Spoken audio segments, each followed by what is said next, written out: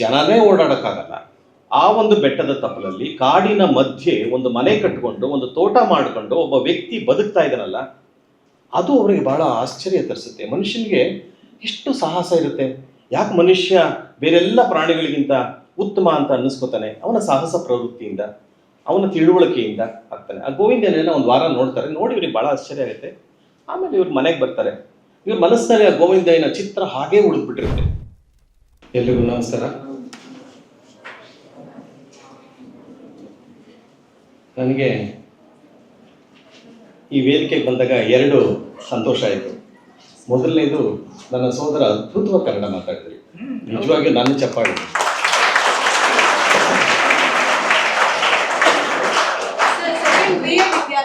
ನಿಮ್ಮ ಹೆಸರು ಗೊತ್ತಾಗಲ್ಲ? ಅನುಷ್ ಅಂತ. ಯಾಕೆ ಈ ಮಾತನ್ನು ಹೇಳ್ತೀನಿ ಅಂದರೆ, ತುಂಬ ಕಾಲೇಜ್ ಸಮಾರಂಭಗಳಿಗೆ ಹೋಗಿದ್ದೀನಿ. ಮುಖ್ಯ ಅತಿಥಿಗಳ ಭಾಷಣ ಎಲ್ಲ ಕನ್ನಡದಲ್ಲೇ ಇರುತ್ತೆ, ಆದರೆ ನಿರೂಪಣೆ ಮಾಡುವಂಥ ವಿದ್ಯಾರ್ಥಿಗಳು ಇಂಗ್ಲೀಷ್ನಲ್ಲಿ ಮಾತಾಡ್ತಾರೆ. ತಪ್ಪು ಅಂತ ನಾನು ಹೇಳಲ್ಲ, ಆದರೆ ಇವರ ಮೊದಲ ವಾಕ್ಯವೇ ಇಟ್ ವಾಸ್ ಅರೆಸ್ಟಿಂಗ್.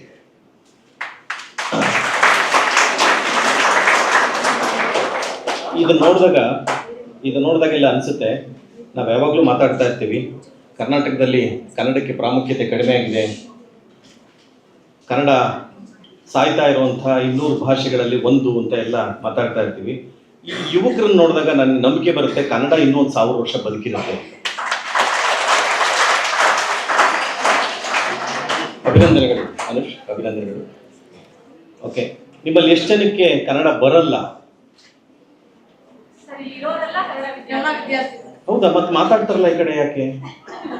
ಏನಾದ್ರು ಮಾರ್ನಿಂಗ್ ಶೋ ಇತ್ತಾ ಇವತ್ತಾದ್ರೂ? ಯಾವುದು ಬಿಡುಗಡೆ ಆಗಿಲ್ಲ ಸಿನಿಮಾ? ಓಕೆ, ಆಗಲಿ. ನಿಮ್ಗೆಲ್ರಿಗೂ ಕನ್ನಡ ಬರುತ್ತೆ ಅಂತ ಕೇಳಿ ಎರಡನೇ ಸಂತೋಷ ಆಯಿತು. ಮೂರನೇ ಸಂತೋಷಕ್ಕೊಂದು ಕಾರಣ ಇದೆ. ನಾನು 2011ರಲ್ಲಿ ಇದೇ ಬೆಟ್ಟದ ಜೀವ ಚಲನಚಿತ್ರಕ್ಕೆ ರಾಷ್ಟ್ರ ಪ್ರಶಸ್ತಿಯನ್ನು ಪಡೆಯೋಕೆ ಹೋದಾಗ ಆ ಹಾಲು ಇದಕ್ಕಿಂತ ಹೀಗೆ ಇತ್ತು, ಸೆಮಿ ಸರ್ಕಿಲ್, ಅರ್ಧ ಚಂದ್ರಾಕೃತಿಯಲ್ಲಿತ್ತು. ನನಗೆ ಅದನ್ನು ನೆನಪಿಸ್ತು ಈ ಹಾಲು. ತುಂಬ ಚೆನ್ನಾಗಿದೆ ಹಾಲು.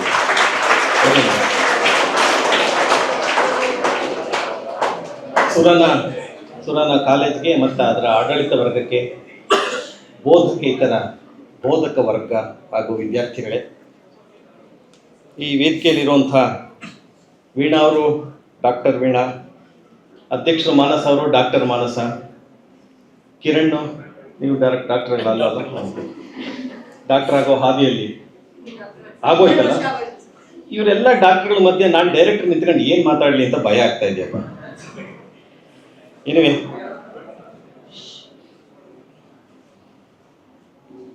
ಮೊದಲ ಪ್ರಶ್ನೆ, ಬೆಟ್ಟದ ಜೀವ ಯಾರು ಓದಿದ್ದೀರಿ? ಯಾರಾದರೂ ಒಬ್ರು ಓದಿದ್ದೀರಾ? ಒಂದು ವಿದ್ಯಾರ್ಥಿನ ನೀವು? ಇಲ್ಲ. ಓಕೆ, ಇವರು ವಿದ್ಯಾರ್ಥಿ ಅಲ್ಲ. ನೀವು ವಿದ್ಯಾರ್ಥಿಗಳಲ್ಲಿ ಯಾರು ಓದಿದ್ರು? ಯಾರು ಓದಿಲ್ಲ? ಓದದೇ ಇದ್ರೆ ನನ್ನ ಮಾತು ಕೇಳೋದಕ್ಕೆ ನೀವು ಸಮರ್ಥರಿದ್ದೀರಿ, ಅರ್ಹರಿದ್ದೀರಿ. ಯಾಕೆ ಅಂತಂದ್ರೆ, ಓಕೆ, ಇದಾದ್ಮೇಲೆ ನಿಮ್ಮಲ್ಲಿ ಎಷ್ಟು ಜನ ಓದ್ತಿರೋ ಗೊತ್ತಿಲ್ಲ, ಎಷ್ಟೊಂದು 200 ಜನ ವಿದ್ಯಾರ್ಥಿಗಳು, 150 ಜನ ಇರ್ಬೋದಲ್ಲ. 10 ಜನ ವಿದ್ಯಾರ್ಥಿಗಳು ಓದಿದ್ರು ನನಗೆ ಸಮಾಧಾನ. ನನಗಷ್ಟೇ ಇಲ್ಲ, ಶಿವರಾಮ್ ಕಾರಂತರ ಆತ್ಮಕ್ಕೆ ಸಮಾಧಾನ ಆಗುತ್ತೆ. ಅದೆಲ್ಲದಕ್ಕಿಂತ ಎಲ್ಲರ ಸಮಾಧಾನ ಬಿಟ್ಬಿಡಿ, ನಿಮ್ಮ ತಿಳುವಳಿಕೆ, ನಿಮ್ಮ ಬೌದ್ಧಿಕತೆ ಹೆಚ್ಚುತ್ತೆ ಈ ಕಾದಂಬರಿಯನ್ನು ಓದಿದ್ರೆ. ಒಂದು ಕಾದಂಬರಿ, ಇದನ್ನೇ ಆಧರಿಸಿ ನಾನು 2010ರಲ್ಲಿ ಸಿನಿಮಾ ಮಾಡಿದ್ದೀನಿ. ಕಾದಂಬರಿ ಓದಬೇಕು ಅಂದ್ರೆ ಒಂದು ದಿವಸಕ್ಕೆ ಓದಕ್ಕೆ ಸಾಧ್ಯ ಇಲ್ಲ ಅಲ್ವಾ? ಪುಸ್ತಕ ಕೊಂಡ್ಕೋಬೇಕು, ಅಥವಾ ಆರ್ಕೈವ್ಸಲ್ಲಿ ಏನಾದರೂ ಇದೆಯಾ ಅಂತ ನೋಡಿ ಅದನ್ನು ಡೌನ್ಲೋಡ್ ಮಾಡ್ಕೋಬೇಕು, PDF ಮಾಡ್ಕೊಂಡು ಓದಬೇಕು. ಅದು ಕಷ್ಟ ಅನ್ನೋದಾದರೆ ನಿಮ್ಗೆ ಇನ್ನೂ ಒಂದು ಸುಲಭವಾದ ಮಾರ್ಗ ಇದೆ. ಇದನ್ನು ನಾನು ಸಿನಿಮಾ ಮಾಡಿದ್ದೇನೆ 2010ರಲ್ಲಿ. ಆ ಸಿನಿಮಾಗೆ ನೀವೇನು ದುಡ್ಡು ಕೊಟ್ಟು ನೋಡಬೇಕಾಗಿಲ್ಲ, ಯೂಟ್ಯೂಬಲ್ಲಿ ಉಚಿತವಾಗಿದೆ. ಅದನ್ನಾದರೂ ನೋಡಿ. ನೀವು ನೋಡ್ತೀರಿ ಅಂತ ಪ್ರಾಮಿಸ್ ಮಾಡಿದ್ರೆ ನಾನು ಮಾತು ಮುಂದುವರಿಸ್ತೀನಿ. ಸುಮ್ಮನೆ ಪ್ರಾಮಿಸ್ ಮಾಡುವಾಗಿಲ್ಲ. ಯಾಕೆ ಅಂದರೆ ನನಗೆ ವ್ಯೂಸ್ ಗೊತ್ತಾಗುತ್ತೆ. ಇವತ್ತು ಬೆಳಗ್ಗೆ ಎಷ್ಟಿದೆ ಅಂತ ನೋಡ್ಕೊಂಡು ಬಂದಿದ್ದೀನಿ, ನಾಳೆ ಎಷ್ಟಿದೆ ಅಂತ ಗೊತ್ತಾಗುತ್ತೆ. ಹಂಗಾಗಿ ನೀವೆಲ್ಲ ಸುಮ್ಮನೆ ಪ್ರಾಮಿಸ್ ಮಾಡೋಂಗಿಲ್ಲ. ಅಟ್ಲೀಸ್ಟ್ ನೋಡೋಕೆ ಪ್ರಯತ್ನ ಪಡಿ. ಆಮೇಲೆ ನಿಮಗೆ ಗೊತ್ತಾಗುತ್ತೆ ಆ ಸಿನಿಮಾನ. ಆಮೇಲೆ ನನ್ನ ಮಾತನ್ನು ಕೇಳಿ ವಿಮರ್ಶೆ ಮಾಡ್ಕೋಬೋದು, ನಿಮಗೆ ಅವಶ್ಯಕತೆ ಇದೆಯಾ ಇಲ್ವಾ ಅಂತ. ನೀವು ಮಾತಾಡ್ತಾ ಇದ್ರೆ ಮಾರ್ಕ್ಸ್ ಕಡಿಮೆ ಆಗ್ಬಿಡುತ್ತೆ ಅಲ್ವಾ? ಪ್ರಾಜೆಕ್ಟ್ ಅಂತ ಹೇಳಿದ್ದಾರೆ ಮೇಡಮ್, ಮಾರ್ಕ್ಸ್ ಕಡಿಮೆ ಆಗ್ಬಿಡುತ್ತೆ ಮಾತಾಡ್ತಾ ಇದ್ರೆ. ನಿಮ್ಗೆ ಇಷ್ಟ ಇದೆಯೋ ಇಲ್ವೋ, ಕಿವಿ ಮೇಲೆ ಬೀಳುತ್ತೋ ಇಲ್ವೋ, ಮೌನವಾಗಿರಿ. ಯಾಕೆ ಹೇಳ್ತೀನಿ ಅಂತಂದ್ರೆ, ಇದ್ಯಾರೋ ನಿಮ್ಮ ಪಕ್ಕದ ವಿದ್ಯಾರ್ಥಿಗೆ ಆಸಕ್ತಿ ಇರುತ್ತೆ, ಅವ್ನು ಕೇಳಿಸ್ಕೊತಾನೆ. ನಿಮ್ಮ ಮಾತಿನಿಂದ ಅವ್ನಿಗೆ ಯಾಕೆ ತೊಂದರೆ ಆಗಬೇಕು? ನಿಮ್ಗೆ ಇಷ್ಟ ಇಲ್ಲ ಅಂದ್ರೆ ಸುಮ್ಮನೆ ಬಿಡಿ. ಇಲ್ಲಾಂದ್ರೆ ಈಗಲೂ ಒಂದು ಅವಕಾಶ ಇದೆ. ಇಷ್ಟ ಇಲ್ಲದೆ ಇರೋರು, ಮಾತಾಡಬೇಕು ಅನ್ನೋರು ಹೊರಗೆ ಹೋಗ್ಬೋದು, ನಾನು ಮೇಡಮ್ ಪರ್ಮಿಷನ್ ತಗೋತೀನಿ. ಇಲ್ಲ ಅಂದ್ರೆ ಸುಮ್ಮನೆ ಇರಿ. ನನಗೂ ಉತ್ಸಾಹ ಬರುತ್ತೆ. ನೀವು ಕೇಳ್ತಾ ಇದ್ದೀರೋ ಇಲ್ವೋ, ಮೌನವಾಗಿದ್ರೆ ನನಗೂ ಉತ್ಸಾಹ ಬರುತ್ತೆ, ನಿಮ್ಮ ಪಕ್ಕದ ವಿದ್ಯಾರ್ಥಿಗೂ ಅನುಕೂಲ ಆಗುತ್ತೆ ಅನ್ನೋ ಮಾತನ್ನು ಹೇಳಿ ನಾನು ಮಾತನ್ನು ಪ್ರಾರಂಭ ಮಾಡ್ತೀನಿ. ನೀವು ಓದಿಲ್ಲ ಅಂತ ಹೇಳಿದ್ರೆ ಅಟ್ಲೀಸ್ಟ್ ನೋಡಿ. ಕಾಣಿಸ್ತಾ ಇದೆಯಾ ಈ ಪುಸ್ತಕ? ಇದು ಬೆಟ್ಟದ ಜೀವ. ಇದು ಬರೆದದ್ದು ಸರಿಯಾಗಿ ಈಗ 2025 ಇದೀವಿ. 1935ನೇ ಇಸ್ವಿಯಲ್ಲಿ ಮೊದಲ ಪ್ರತಿ ಮುದ್ರಣವಾಯಿತು. ಎಷ್ಟು ವರ್ಷ ಆಯ್ತು ಇಲ್ಲಿಗೆ?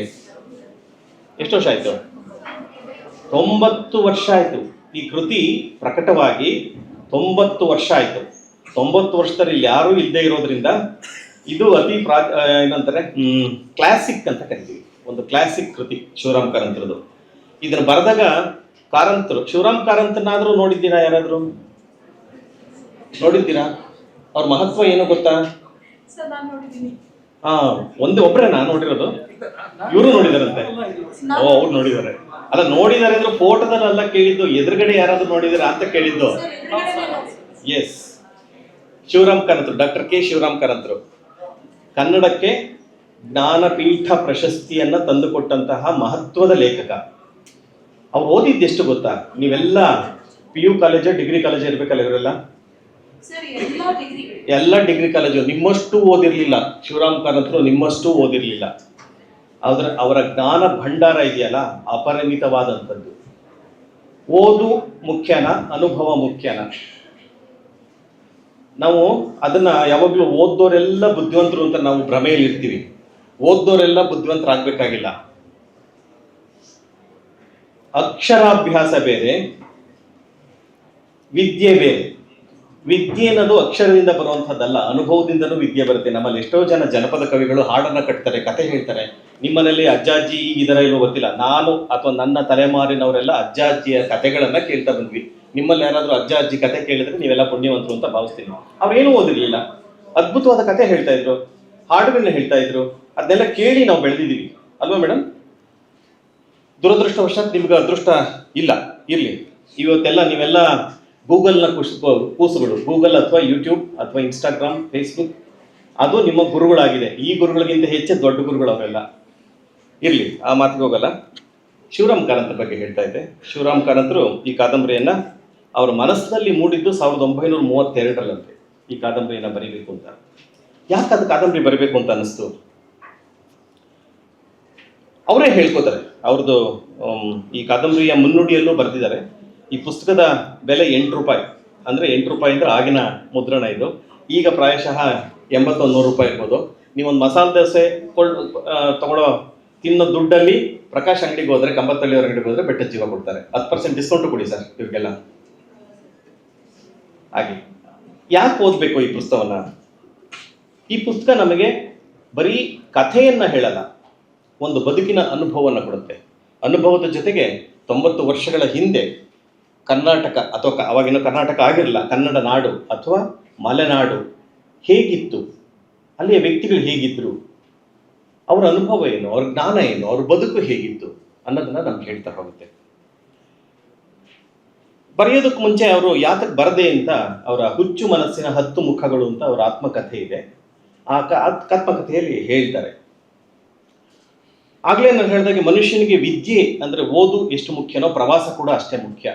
ಅವ್ರು ತುಂಬಾ ಟ್ರಾವೆಲ್ ಮಾಡ್ತಾ ಇದ್ರು. ಶಿವರಾಮ್ ಕಾರಂತರು ಕಾಲ್ನಡಿಗೆಯಲ್ಲಿ, ಆಗಿನ ಕಾಲದಲ್ಲಿ ಅಷ್ಟು ವಾಹನದ ಸೌಕರ್ಯ ಇರಲಿಲ್ಲ, ಒಂದೂರಿಂದ ಮತ್ತೊಂದೂರಿಗೆ ಕಾಲ್ನಡಿಗೆಯಲ್ಲಿ ಪ್ರವಾಸ ಮಾಡೋರು. ಮನುಷ್ಯನನ್ನ ಅಧ್ಯಯನ ಮಾಡೋರು. ಅಧ್ಯಯನ ಅಂತಂದ್ರೆ ಮನುಷ್ಯನ ಓದು, ಅವನನ್ನು ಓದು ಅಂದ್ರೆ ಈ ಓದು ಅಲ್ಲ, ಅವನನ್ನ, ಅವನ ಬದುಕನ್ನ, ಅವನ ಜ್ಞಾನವನ್ನ, ಅವನ ಮಾತುಗಳನ್ನ ಕೇಳಿಸ್ಕೊಳ್ಳೋದ್ರ ಮೂಲಕ ಒಂದು ಮನುಷ್ಯನನ್ನ ಅರ್ಥ ಮಾಡ್ಕೊಳ್ಳೋಕೆ ಪ್ರಯತ್ನ ಪಡೋರು. ಆ ಥರ ಅವರು ಭೇಟಿಯಾದಂಥ ಒಬ್ಬ ವ್ಯಕ್ತಿ ಗೋವಿಂದಯ್ಯ ಅಂತ. ಕುಕ್ಕೆ ಸುಬ್ರಹ್ಮಣ್ಯಕ್ಕೆ ಎಷ್ಟು ಜನ ಹೋಗಿದ್ದೀರಿ? ತುಂಬ ಜನ ಹೋಗಿದ್ದೀರಿ, ವೆರಿ ಗುಡ್. ಕುಕ್ಕೆ ಸುಬ್ರಹ್ಮಣ್ಯ ನೋಡಿದ್ರಲ್ವಾ ನೀವು? ಆಗ ಗೊತ್ತಲ್ವಾ? ಈಗೆಲ್ಲ ಸ್ವಲ್ಪ ಕಾಂಕ್ರೀಟ್ ಕಾಡಾಗಿದೆ. ಆಗ ಕುಕ್ಕೆ ಸುಬ್ರಹ್ಮಣ್ಯದಲ್ಲಿ ಒಂದೇ ಒಂದು ಛತ್ರ ಇತ್ತಂತೆ, ಹೆಂಚಿದ್ದು. ಆ ದೇವಸ್ಥಾನದ ಗೋಪುರ ಇದೆಯಲ್ಲ, ಅದಿತ್ತು. ಅದು ಬಿಟ್ಟು ಬೇರೆ ಏನೂ ಇರಲಿಲ್ಲ. ಅಲ್ಲಿ ಚಳಿ ಆಗ್ತಾ ಇತ್ತು, ಮಳೆ ಬರ್ತಾ ಇತ್ತು. ಆ ದೇವಸ್ಥಾನದ ಸುತ್ತಮುತ್ತ ಓಡಾಡುವಾಗ ಜಿಗಣೆ ಅಂತ ಇರುತ್ತೆ, ಲೀಚ್ ಅಂತ ಕರಿತೀವಲ್ಲ, ಆ ಜಿಗಣೆಗಳು ಕಚ್ತಾ ಇದ್ವು. ಅಂಥ ಒಂದು ಪರಿಸರ. ವಿದ್ಯುತ್ ದೀಪ ಅಲ್ಲಿಗೆ ಅಷ್ಟೊಂದು ಬಂದಿರಲಿಲ್ಲ ಆಗಿನ. ಆ ಸಂದರ್ಭದಲ್ಲಿ ಇವರು ಒಂದು ಸಲ ಕುಕ್ಕೆ ಸುಬ್ರಹ್ಮಣ್ಯಕ್ಕೆ ಹೋಗ್ತಾರೆ, ಯಾವುದೋ ಒಂದು ಕಾರಣದಿಂದ. ಶಿವರಾಮ್ ಕಾರಂತರು ಹೋದಾಗ ಇವ್ರಿಗೆ ಜ್ವರ ಬಂದ್ಬಿಡುತ್ತೆ.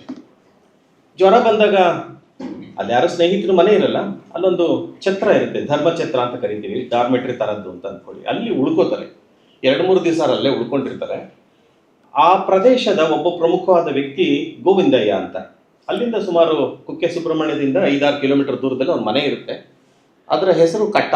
ಕಟ್ಟ ಅಂತ ಊರಿನ ಹೆಸರು. ಈಗಲೂ ಆ ಊರು ಇದೆ. ಯಾವಾಗಲಾದ್ರೂ ನೀವು ಕುಕ್ಕೆ ಸುಬ್ರಹ್ಮಣ್ಯಕ್ಕೆ ಹೋದ್ರೆ ಅಲ್ಲಿ ಹೋಗಿ ಬರಬಹುದು. ಆ ಗೋವಿಂದಯ್ಯ ಬರ್ತಾರೆ. ಬಂದು ಕಾರಂತರು ಪರಿಚಯ ಇರುತ್ತೆ ಅಥವಾ ಅವರ ಖ್ಯಾತಿ ಗೊತ್ತಿರುತ್ತೆ. ಅವ್ರನ್ನ ಮಾತಾಡಿಸಿ, ನಿಮಗೆ ಇಲ್ಲಿ ಆರೈಕೆ ಶುಶ್ರೂಷೆ ಸಿಗಲ್ಲ, ನಮ್ಮ ಮನೆಗೆ ಹೋಗೋಣ ಬನ್ನಿ, ಇಲ್ಲೇ ಹತ್ತಿರದಲ್ಲಿ ಕಟ್ಟ ಅಂತ ಇದೆ, ನಮ್ಮ ಮನೆಯಲ್ಲಿ ಉಳ್ಕೋಬೋದು, 1 ವಾರ ಉಳ್ಕೊಂಡು ಅಲ್ಲಿ ನಿಮಗೆ ಆರೈಕೆ ರೋಗ ಗುಣ ಆದಮೇಲೆ ನಿಮ್ಮೂರಿಗೆ ನೀವು ಹೋಗ್ಬೋದು ಅಂತ ಹೇಳಿ ಶಿವರಾಮ್ ಕಾರಂತನ ಅವ್ರ ಊರಿಗೆ ಕರ್ಕೊಂಡು ಹೋಗ್ತಾರೆ. ಶಿವರಾಮ್ ಕಾರಂತ ಅವ್ರ ಜೊತೆ ಅವ್ರ ಊರಿಗೆ ಹೋಗ್ತಾರೆ. ಅದು ಬೆಟ್ಟದ ಬುಡದಲ್ಲಿ, ಬೆಟ್ಟದ ತಪ್ಪಲಿನಲ್ಲಿ ಇದ್ದಂಥ ಒಂದು ಪುಟ್ಟ ಮನೆ, ಒಂದು ಅಡಿಕೆ ತೋಟ. ಅದ್ರ ಪಕ್ಕದಲ್ಲೇ ಒಂದು ಸಣ್ಣ ಹೊಳೆ ಹರಿತಾ ಇರುತ್ತೆ. ಜಸ್ಟ್ ಇಮ್ಯಾಜಿನ್ ಹೇಗಿರಬಹುದು ಅಲ್ಲಿಯ ಪರಿಸರ. ಹೋಗ್ತಾರೆ. ಅಲ್ಲಿ ಸುಮಾರು 1 ವಾರ ಇರ್ತಾರೆ ಶಿವರಾಮ್ ಕಾರಂತರು. 1 ವಾರ ಇದ್ದಾಗ ಪ್ರತಿನಿತ್ಯ ಆ ಮನೆಯಲ್ಲಿ ಏನು ನಡೀತಾ ಇರುತ್ತೆ, ಇವ್ರೇನು ಮಾಡ್ತಾರೆ, ಈ ಗೋವಿಂದಯ್ಯನ ಕೆಲಸ ಕೃಷಿಕ, ಫಾರ್ಮರ್ ಅವರೊಬ್ರು. ಅಲ್ಲೊಂದು ಪುಟ್ಟ ತೋಟ ಮಾಡ್ಕೊಂಡಿದ್ದಾರೆ, ಹಸುಗಳನ್ನು ಸಾಕಿದ್ದಾರೆ, ಬೇರೆ ಪ್ರಾಣಿಗಳನ್ನು ಸಾಕಿದ್ದಾರೆ. ಅಲ್ಲಿ ಅವರು ಸಂಸಾರ ಜೊತೆ ಜೀವನ ಮಾಡ್ತಾ ಇದ್ದಾರೆ. ಅವ್ರ ಬದುಕನ್ನು ನೋಡ್ತಾರೆ. ಬೇಸಿಕಲಿ ನಾವೆಲ್ಲರೂ ಮನುಷ್ಯರಲ್ಲಿ ಒಂದು ಸಾಹಸ ಪ್ರವೃತ್ತಿ ಇರುತ್ತೆ, ಅಡ್ವೆಂಚರಸ್ ಆಟಿಟ್ಯೂಡ್ ಇರುತ್ತೆ ನಮಗೆ. ಆ ನೇಚರ್ ನಮ್ಮೆಲ್ಲರಿಗೂ ಸಾಹಸ ಇರುತ್ತೆ. ಅವರ ಸಾಹಸ ಪ್ರವೃತ್ತಿ ಏನು? ಸಾಹಸ ಪ್ರವೃತ್ತಿ, ಜನನೇ ಓಡಾಡೋಕ್ಕಾಗಲ್ಲ. ಆ ಒಂದು ಬೆಟ್ಟದ ತಪ್ಪಲಲ್ಲಿ ಕಾಡಿನ ಮಧ್ಯೆ ಒಂದು ಮನೆ ಕಟ್ಟಿಕೊಂಡು ಒಂದು ತೋಟ ಮಾಡಿಕೊಂಡು ಒಬ್ಬ ವ್ಯಕ್ತಿ ಬದುಕ್ತಾ ಇದ್ದಾನಲ್ಲ, ಅದು ಅವರಿಗೆ ಬಹಳ ಆಶ್ಚರ್ಯ ತರಿಸುತ್ತೆ. ಮನುಷ್ಯನಿಗೆ ಎಷ್ಟು ಸಾಹಸ ಇರುತ್ತೆ, ಯಾಕೆ ಮನುಷ್ಯ ಬೇರೆಲ್ಲ ಪ್ರಾಣಿಗಳಿಗಿಂತ ಉತ್ತಮ ಅಂತ ಅನ್ನಿಸ್ಕೋತಾನೆ? ಅವನ ಸಾಹಸ ಪ್ರವೃತ್ತಿಯಿಂದ, ಅವನ ತಿಳುವಳಿಕೆಯಿಂದ ಆಗ್ತಾನೆ. ಆ ಗೋವಿಂದನ 1 ವಾರ ನೋಡ್ತಾರೆ. ನೋಡಿ ಇವ್ರಿಗೆ ಬಹಳ ಆಶ್ಚರ್ಯ ಆಗುತ್ತೆ. ಆಮೇಲೆ ಇವ್ರ ಮನೆಗೆ ಬರ್ತಾರೆ. ಇವ್ರ ಮನಸ್ಸಿನಲ್ಲಿ ಆ ಗೋವಿಂದಯ್ಯನ ಚಿತ್ರ ಹಾಗೇ ಉಳಿದ್ಬಿಟ್ಟಿರುತ್ತೆ, ಇಂಥ ವ್ಯಕ್ತಿ ಅಪರೂಪದ ವ್ಯಕ್ತಿ ಅಂತ. ಆಮೇಲೆ ಅವರು ಬೇರೆ ಬೇರೆ ಸಂದರ್ಭದಲ್ಲಿ ಯಾರ್ಯಾರನ್ನೋ ನೋಡಿರ್ತಾರೆ. ಅವರು ಕಾದಂಬರಿ ಬರೆಯೋ ಕ್ರಮವೇ ಹಾಗೆ. ಯಾರನ್ನೋ ಭೇಟಿ ಮಾಡ್ತಾರೆ, ಅವ್ರ ಜೊತೆ ಮಾತಾಡಿರ್ತಾರೆ. ಅದು ಬಸ್ ಸ್ಟ್ಯಾಂಡಲ್ಲಿ ಇರಬಹುದು, ಕಾಡ್ನಲ್ಲಿ ಇರಬಹುದು, ಎಲ್ಲೋ ಇರಬಹುದು. ಅವೆಲ್ಲ ವ್ಯಕ್ತಿಗಳ ಚಿತ್ರ ಇರುತ್ತೆ, ಮನಸ್ಸಿನಲ್ಲಿರುತ್ತೆ. ಆಮೇಲೆ ಒಂದು ಕಥೆ ಇವ್ರನ್ನ ರೂಪಿಸ್ಕೋತಾರೆ. ಏನೋ ಒಂದು ಕಥೆ, ಒಂದು ಥ್ರೆಡ್ ಬರುತ್ತೆ, ಒಂದು ಲೈನ್ ಬರುತ್ತೆ ಅವ್ರಿಗೆ ಮನಸ್ಸಲ್ಲಿ. ಆಗ ಅವರು ಬರೆಯೋದಕ್ಕೆ ಒಂದು ಜಾಗ ಹುಡುಕೋತಾರೆ. ಈ ಬೆಟ್ಟದ ಜೀವ ಅಂತ ಇನ್ನೂ ಅವ್ರು ಶೀರ್ಷಿಕೆ ಕೊಟ್ಟಿರಲ್ಲ, ಈ ಕಾದಂಬರಿಯನ್ನ ಬರಿಬೇಕು ಅಂತ ಅವರಿಗೆ ಅನಿಸುತ್ತೆ. ಅನಿಸಿ ಅವ್ರು ಮಡಿಕೇರಿಗೆ ಹೋಗ್ತಾರೆ. ಮಡಿಕೇರಿಯನ್ನು ನೀವೆಲ್ಲ ನೋಡಿಯೇ ಇದ್ದೀರಲ್ವಾ, ಮಡಿಕೇರಿ ಇದೆ. ಅಲ್ಲಿ ಅವರೊಬ್ಬರು ಸ್ನೇಹಿತರಿರ್ತಾರೆ. ಅವ್ರ ಹೆಸರು ತಕ್ಷಣ ನೆನಪು ಬರ್ತಾ ಇಲ್ಲ, ನಿಮ್ಗೆ ನೆನಪಾಯ್ತಾ? ಓಕೆ, ಮಂಜುನಾಥಯ್ಯ ಅಂತ ಮಡಿಕೇರಿಯಲ್ಲಿ ಇರ್ತಾರೆ. ಅವರ ಸ್ನೇಹಿತರು. ಈಗಿನ ಥರ ಹೋಟೆಲ್ಲು ರೆಸಾರ್ಟ್ ಇರಲಿಲ್ಲಾಗ. ಇವರು ಅವ್ರಿಗೊಂದು ಕಾಗದ ಬರೀತಾರೆ, ನಾನು ನಿಮ್ಮ ಮನೆಗೆ ಬರ್ತೀನಿ ಅಂತಾರೆ. ಬನ್ನಿ ಅಂತಾರೆ. ಯಾಕೆಂದ್ರೆ ಕಾದಂಬರಿ ಬರಬೇಕು ಅಂದಾಗ ಅವ್ರ ಮನೆಗೆ ಹೋಗ್ತಾರೆ. ಯಾಕೆಂದ್ರೆ ಅವ್ರ ಮನೆ ಪ್ರಶಾಂತವಾಗಿರ್ತದೆ. ಬಸ್ನಲ್ಲಿ ಹೊರಡ್ತಾರೆ ಅವರು, ಪುತ್ತೂರಿನಿಂದ ಬಸ್ನಲ್ಲಿ ಹೊರಡ್ತಾರೆ. ಹೋಗ್ತಾ ಮಡಿಕೇರಿಗೆ ಹೋಗ್ತಾ ನಿಮಗೆ ಘಾಟ್ ಸೆಕ್ಷನ್ ಶುರು ಆಗುತ್ತಲ್ವಾ, ಸುತ್ತು ತಿರುವಿನ ರಸ್ತೆಗಳ ಘಾಟ್ ಸೆಕ್ಷನ್ ಶುರು ಆಗುತ್ತೆ. ಹೋಗ್ತಾ ಇದ್ದಾಗ ಬಸ್ ಕೆಟ್ಟೋಗ್ಬಿಡುತ್ತೆ. ಸಂಜೆ ಒಂದು 5ರಿಂದ 5:15 ಗಂಟೆ. ಕೆಳಗಿಳಿತಾರೆ ಎಲ್ಲ ಪ್ರಯಾಣಿಕರು, ಕಾರಂತರು ಕೆಳಗಿಳಿತಾರೆ. ಆ ಬಸ್ ಡ್ರೈವರು ಏನೋ ರಿಪೇರಿ ಮಾಡೋಕ್ಕೆ ಪ್ರಾರಂಭ ಮಾಡ್ತಾನೆ. ರಿಪೇರಿ ಮಾಡೋಕ್ಕೆ ಅವ್ನಿಗೆ ಆಗ್ತಾ ಇಲ್ಲ. ಸ್ವಲ್ಪ ಹೊತ್ತಾಗುತ್ತೆ. ಆಗಲೇ ಸೂರ್ಯ ಮುಳುಗ್ತಾ ಇದ್ದಾನೆ, ಕತ್ಲಾಗ್ತಾ ಇದೆ. ಆ ನಿರ್ಜನವಾದ ಪ್ರದೇಶದಲ್ಲಿ ಹೇಗಪ್ಪ ಕಳೆಯೋದು, ಯಾವಾಗ ಮಡಿಕೇರಿಗೆ ಹೋಗೋದು ಅಂತ ಅನ್ಸುತ್ತೆ. ಹಾಗಾಗಿ ಇವರು ಆ ಡ್ರೈವರ್ನ ಕೇಳ್ತಾರೆ, ಇನ್ನೂ ಎಷ್ಟೊತ್ತಾಗುತ್ತಪ್ಪ ಈ ಬಸ್ ರಿಪೇರಿ ಆಗೋದಕ್ಕೆ ಅಂತ. ಅವ್ನು ಹೇಳ್ತಾನೆ, ಇಲ್ಲ ನನ್ನ ಕೈಲಿ ರಿಪೇರಿ ಮಾಡೋಕ್ಕೆ ಸಾಧ್ಯ ಇಲ್ಲ, ಇದು ಸ್ವಲ್ಪ ಮೇಜರ್ ಪ್ರಾಬ್ಲಮ್ ಇದೆ. ಹಾಗಾಗಿ ನಾನು ಮಡಿಕೇರಿಯಲ್ಲಿ ಯಾರಿಗೋ ತಂತ್ರಜ್ಞರಿಗೆ, ಟೆಕ್ನಿಷಿಯನ್ಗೆ ಹೇಳಿದ್ದೀನಿ, ಮೆಕ್ಯಾನಿಕ್ ಅವ್ನು ಬಂದು ಈ ಬಸ್ನ ರಿಪೇರಿ ಮಾಡಿದ್ಮೇಲೆ ಬಸ್ ಹೊರಡುತ್ತೆ, ಎಷ್ಟೊತ್ತಾಗುತ್ತೆ ಅಂತ ನಂಗೆ ಹೇಳೋಕ್ಕಾಗಲ್ಲ. ಕಾರಂತರು ಅಂತಾರೆ, ಇಲ್ಲೇ ಕಾಯೋದ್ರ ಬದಲು ಚಳಿ ಬೇರೆ ಶುರು ಆಗ್ತಾ ಇದೆ, ನಡ್ಕೊಂಡು ಹೋಗ್ಬಿಡೋಣ, ಇನ್ನೇನೊಂದು 3-4 ಕಿಲೋಮೀಟರ್ ಮಡಿಕೇರಿ ಸಿಗುತ್ತೆ, ನಡ್ಕೊಂಡು ಹೋಗೋಣ ಅಂತ ಹೊರಡ್ತಾರೆ. ನಡ್ಕೊಂಡು ಹೋಗ್ತಾ ಇರ್ತಾರೆ. ಹೋಗ್ತಾ ಇರಬೇಕಾದ್ರೆ ಅಕ್ಕಪಕ್ಕ ಎಲ್ಲ ಕಣಿವೆ ಅಂದ್ರೇನು, ವ್ಯಾಲಿ, ದೊಡ್ಡ ವ್ಯಾಲಿ ನೋಡಿರ್ತಲ್ಲ. ಮಡಿಕೇರಿಗೆ ಹೋಗ್ತಾ ನೀವು ಯಾವ ಕಡೆಯಿಂದ ಮಡಿಕೇರಿಗೆ ಹೋದ್ರೂ ಒಂದು ವ್ಯಾಲಿ ಸಿಗುತ್ತೆ ನಿಮಗೆ. ವ್ಯಾಲಿ ನೋಡ್ತಾರೆ, ತುಂಬ ಹಸಿರು, ಮಂಜು, ಸುತ್ತು ಬೆಟ್ಟಗಳು ಎಲ್ಲ ಇರುತ್ತೆ. ಹೋಗ್ತಾ ಇರಬೇಕಾದ್ರೆ, ನಡ್ಕೊಂಡು ಹೋಗ್ತಾ ಇರ್ಬೇಕಾದ್ರೆ ಅವ್ರಿಗೆ ಬೆಟ್ಟ ನೋಡ್ತಾರೆ. ಬೆಟ್ಟದ ಎತ್ತರ ಎಷ್ಟಿರುತ್ತೆ ಸಾಮಾನ್ಯವಾಗಿ? 100 ಅಡಿ, 200 ಅಡಿ, 500 ಅಡಿ, 1000 ಅಡಿ.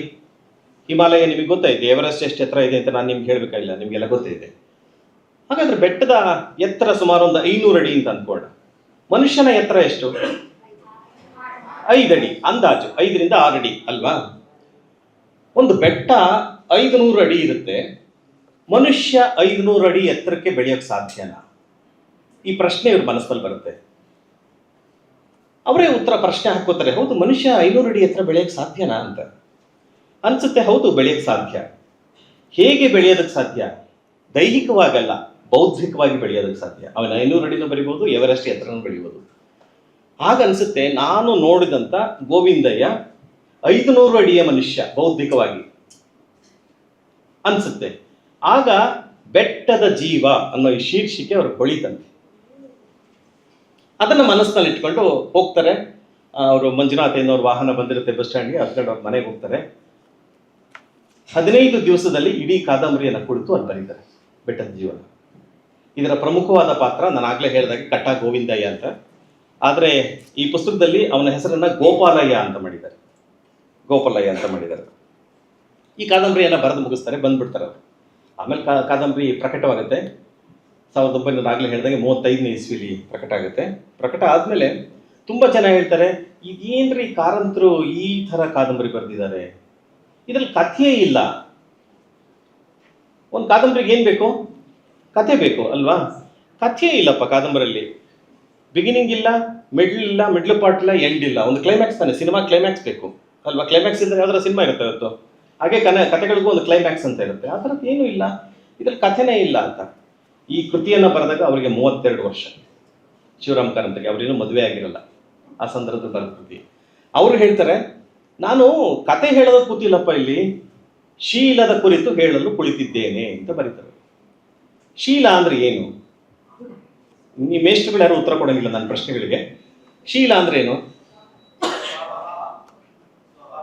ಸ್ವಭಾವ. Very good. ಯಾರು ಹೇಳಿದ್ದು? Very good. ಯಾಕೆ ಅಂತಂದ್ರೆ ಶೀಲ ಅಂದ್ರೆ ಇವತ್ತು ಸಿನಿಮಾಗಳಲ್ಲಿ ತೋರಿಸಿ ಯಾವ್ದು ರೇಪ್ ಮಾಡಿರ್ತಾರಲ್ಲ ಅದು ಶೀಲವನ್ನು ಕಾಪಾಡ್ಕೊಳ್ಳೋದು ಅಂತ. ದಟ್ ಈಸ್ ನಾಟ್ ಶೀಲ. ಕರೆಕ್ಟಾಗಿ ಹೇಳಿದ್ರಿ, ಭಾಳ ಜನರು ನೀವು.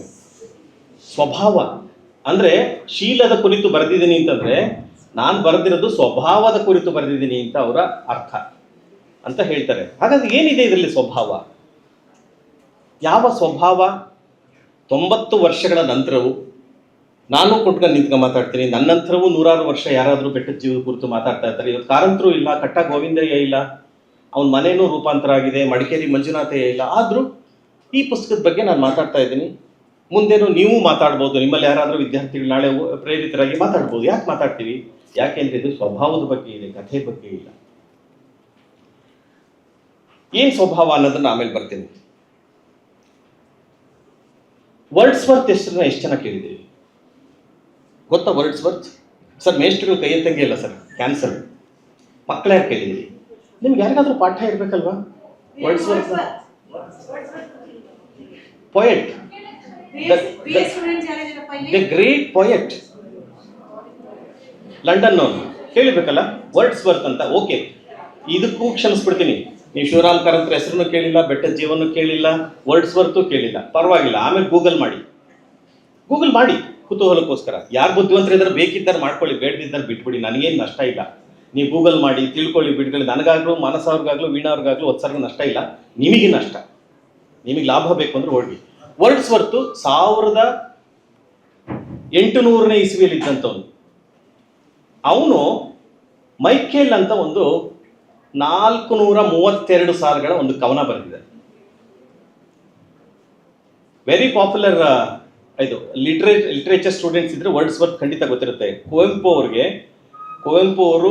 ಅವ್ರ ಹೆಸರಂತ ಕೇಳಿ ಇರ್ತೀರಿ. ಕುವೆಂಪು ಅವರು ಕವನ ಬರೆಯೋದಕ್ಕೆ ವರ್ಡ್ಸ್ವರ್ತ್ ಪ್ರೇರಣೆ ಅಂತ ಅವ್ರು ಹೇಳ್ತಾರೆ. ನಾನು ಅವನಿಂದ ಪ್ರಭಾವಿತನಾಗಿ ನಾನು ಪದ್ಯಗಳನ್ನು ಬರೆದೆ ಅಂತ ಹೇಳ್ತಾರೆ. ವರ್ಡ್ಸ್ವರ್ತ್ ಮೈಕೇಲ್ ಅನ್ನೋ ಒಂದು ಪದ್ಯ ಬರೆದಿದ್ದಾನೆ. ಒಂದು ಪುಸ್ತಕ ಇದೆ, ಅದು ಗೂಗಲಲ್ಲಿ ಉಚಿತವಾಗಿ PDF ಸಿಗುತ್ತೆ. ಇಫ್ ಯು ಆರ್ ಇಂಟ್ರೆಸ್ಟೆಡ್ ನೀವು ಓದ್ಬೋದು. ಅದರಲ್ಲಿ ಕತೆ ಹೇಗಿದೆ ಅದ್ರ ಕತೆ ಮುಂಚೆ ಹೇಳ್ತೀನಿ, ಆಮೇಲೆ ಇದ್ರ ಕತೆ ಹೇಳ್ತೀನಿ. ಕತೆ ಇಷ್ಟ ಅಲ್ವಾ ನಿಮ್ಗೆಲ್ರಿಗೂ? ಕತೆ ನಾನು ವಿಮರ್ಶೆ ಖಂಡಿತ ಮಾಡೋಕ್ಕೆ ಹೋಗಲ್ಲ, ಕತೆ ಹೇಳ್ತೀನಿ, ಆಮೇಲೆ ನೀವು ಮತ್ತೆ ಓದ್ಕೋಬೋದು. ಮೈಕೇಲ್ ಅನ್ನೋ ಒಬ್ಬ ವ್ಯಕ್ತಿ ಇದೇ ಥರದ ಒಂದು ಬೆಟ್ಟದ ಪ್ರದೇಶದಲ್ಲಿ ಒಬ್ಬ ಕುರುಬ ಆಗಿರ್ತಾನೆ. ಅವನ ವಯಸ್ಸು 80 ವರ್ಷ. ಮೈಕೇಲ್ ವಯಸ್ಸು 80 ವರ್ಷ. ಅವನ ಹೆಂಡತಿ ಕ್ಯಾಸ್ರೋಲ್ ಅಂತನೇನೋ, ಆಕೆಗೆ 70 ವರ್ಷ. ಅವನ ಮಗ ಲ್ಯೂಕ್ ಅಂತ ಇರ್ತಾನೆ, ಅವನಿಗೊಂದು 40 ವರ್ಷ. ಆ 3 ಜನ ಇದೇ ಬೆಟ್ಟದ ಬುಡದಲ್ಲಿ ಒಂದಿಷ್ಟು ಜಮೀನನ್ನು ಕೃಷಿ ಮಾಡಿಕೊಂಡು ಕುರಿಗಳನ್ನು ಮೇಯಿಸ್ಕೊಂಡು ಅಲ್ಲಿ ಇರ್ತಾರೆ. ವರ್ಡ್ಸ್ವರ್ತ್ ಅವರೆಲ್ಲ, ವರ್ಡ್ಸ್ವರ್ತ್ ಅಲ್ಲ, ಮೈಕೇಲ್ ಇರ್ತಾನೆ. ಆನಂದವಾಗಿರುತ್ತೆ ಅದು ಅಲ್ವಾ. ನಮ್ಮೆಲ್ರಿಗೂ ರೆಸಾರ್ಟಿಗೆ ನಾವು ಯಾಕೆ ಹೋಗ್ತೀವಿ? ನಾವೆಲ್ಲಾದ್ರೂ ಈ ಸಿಟಿಯಿಂದ ಆಚೆ ಹೋಗ್ಬೇಕು ಅಂದ್ರೆ ನಾವು ಆಯ್ಕೆ ಮಾಡ್ಕೊಳ್ಳೋದು ಯಾವುದು? ರೆಸಾರ್ಟ್ ಅಂದ್ರೆ ಐ ಮೀನ್ ಗ್ರೀನರಿ ಇರುವಂತಹ ಜಾಗ. ಒಂದು ಕಾಡಿರಬಹುದು, ಆ ಥರದ್ದೊಂದು ಗ್ರೀನರಿ ಇರಬೇಕು, ಪಕ್ಕದಲ್ಲಿ ಒಂದು ಹೊಳೆ ಹರಿತಾ ಇರಬೇಕು, ಮೇಲೆ ಪಕ್ಷಿಗಳೆಲ್ಲ ಹಾರಾಡ್ತಾ ಇರಬೇಕು, ಪ್ರಶಾಂತವಾದ ವಾತಾವರಣ ಇರಬೇಕು, ತಂಪಾಗಿರಬೇಕು. Madikeri, Ooty, blah blah blah, Darjeeling ಈ ಥರ ಆಯ್ಕೆ ಮಾಡ್ತೀವಿ. ಯಾಕೆಂದ್ರೆ ನಮ್ಮ ಮನಸ್ಸಿಗೆ ಅದು ಸಂತೋಷ ಕೊಡುತ್ತೆ. ಅಂತ ಸಂತೋಷದ ವಾತಾವರಣದಲ್ಲಿ ಮೈಕೇಲ್ ಹುಟ್ಟಿ ಬೆಳೆದು ಕುರುಬನಾಗಿ ಕೆಲಸ ಮಾಡ್ತಾ ಇರ್ತಾನೆ. ಆಕಸ್ಮಿಕವಾಗಿ ಅವನಿಗೂ ಅವ್ನು ಬೇರೆ ಇನ್ನು ಕುಟುಂಬಕ್ಕೂ ಅವ್ನು ಮಾಡಿದ ಆಸ್ತಿಯನ್ನ ಯಾವುದೋ ಸಾಲಕ್ಕೆ ಮಾರಬೇಕಾದ ಅನಿವಾರ್ಯ ಪ್ರಸಂಗ ಬರುತ್ತೆ. ಮೈಕೇಲ್ಗೆ ಮಾರ್ತಾನೆ, ಸ್ವಲ್ಪ ಮಾತ್ರ ಕುರಿಗಳು ಮಾತ್ರ ಉಳಿಸ್ಕೊತಾನೆ, ಜಮೀನೆಲ್ಲ ಮಾರ್ಬಿಡ್ತಾನೆ. ಮಾರಿದಾಗ ಅವನ ಮಗ ಲ್ಯೂಕ್ ಕೇಳ್ತಾನೆ, ಈ ಊರಲ್ಲಿದ್ದು ಪ್ರಯೋಜನ ಇಲ್ಲ, ನೀನು ಇಷ್ಟು ದಿವಸ ಜಮೀನು ಮಾಡಿದ್ದೆ, ಜಮೀನು ಮಾರಾಟ ಮಾಡಿಬಿಟ್ಟಿದ್ಯಾ, ಕುರಿಗಳು ಒಂದಿಷ್ಟಿದೆ, ನಾನು ನಿನ್ನ ಜೊತೆ ಕುರಿಗಳನ್ನ ಸಾಕೊಂಡಿರ್ಬೇಕು. ಕುರಿ ಅಂದ್ರೆ ಗೊತ್ತಲ್ಲ, ಗೊತ್ತಿದೆಯಲ್ಲ? ಸಂತೋಷ. ಯಾಕೆಂದ್ರೆ ಇತ್ತೀಚೆಗೆ ಯಾರೋ ಒಬ್ಬ ಹುಡುಗನ ಕೇಳಿದ್ರು, ಅಮೆರಿಕದಿಂದ ಬಂದಿತ್ತು ಮಗು, ಅವನು ಎಳ್ನೀರು ಫ್ಯಾಕ್ಟ್ರಿ ಎಲ್ಲಿದೆ ಅಂತ ಕೇಳಿದ. ಎಳ್ನೀರು ಫ್ಯಾಕ್ಟ್ರಿ, ಟೆಂಡರ್ ಕೋಕೋನಟ್, ಆ ಫ್ಯಾಕ್ಟ್ರಿ ಎಲ್ಲಿದೆ ಅಂತ. ಆಮೇಲೆ ರಾಗಿ ಮರದಲ್ಲಿ ಬಿಡುತ್ತಾ ಗಿಡದಲ್ಲಿ ಬೀಳುತ್ತಾ ಅಂತ ಕೇಳಿದ. ಗೊತ್ತಿಲ್ಲ, ನಿಮ್ಮಲ್ಲಿ ಯಾರು ಅಷ್ಟು ದಡ್ರಿರಲ್ಲ ಅಂತ ಅನ್ಕೋತೀನಿ ನಾನು. ಎನಿವೆ, ಹಾಗಾಗಿ ಕುರಿ ಅಂದ್ರೆ ಗೊತ್ತಾ ಅಂತ ಕೇಳಿದೆ. ಸರಿ, ಅವನು ಲ್ಯೂಕ್ ಏನು ಹೇಳ್ತಾನೆ, ಲ್ಯೂಕ್ ನಮ್ಮ ಅಪ್ಪ ಹೇಳ್ತಾನೆ, ಹೌದಪ್ಪ, ನಂತರನೇ ಇಲ್ಲಿ ಇದ್ಕೊಂಡು ಕುರಿ ಕಾಕೊಂಡು ಈ ಬಿಸಿಲಲ್ಲಿ ಇರೋದು ಬೇಡ, ನೀನು ಸಿಟಿಗೆ ಹೋಗ್ಬಿಡು. ಈಗೆಲ್ಲ ನಾವೆಲ್ಲ ಅಲ್ಲ, ನೀವು ಹಳ್ಳಿಯಿಂದ ಎಷ್ಟು ಜನ ಬಂದಿದ್ದಾರೆ ಗೊತ್ತಿಲ್ಲ. ಓದಿದ್ಮೇಲೆ ನೀವೇನು ಮಾಡ್ತೀರಿ? ಈಗ ಓದಿ ಒಂದು ಕೆಲಸ ಸಿಗುತ್ತೆ ಅಂದ್ರೆ ಎಲ್ಲಿ ಹೋಗ್ತೀರಿ ನೀವು? ಅಮೆರಿಕ ನೋಡ್ತೀರಿ, ಆಸ್ಟ್ರೇಲಿಯಾ ನೋಡ್ತೀರಿ, ಅಥವಾ ಬೇರೆ ವಿದೇಶಗಳಿಗೆ ಹೋಗ್ತೀರಿ. ಕೆಲವರು ಇಲ್ಲೂ ಉಳ್ಕೊಳ್ಳೋರು ಉಂಟು. ಹಾಗೆ ಆಗಿನ ಕಾಲದಲ್ಲೂ ಲ್ಯೂಕ್ ಅಲ್ಲಿಂದ ಸಿಟಿಗೆ ಹೋಗ್ತಾನೆ.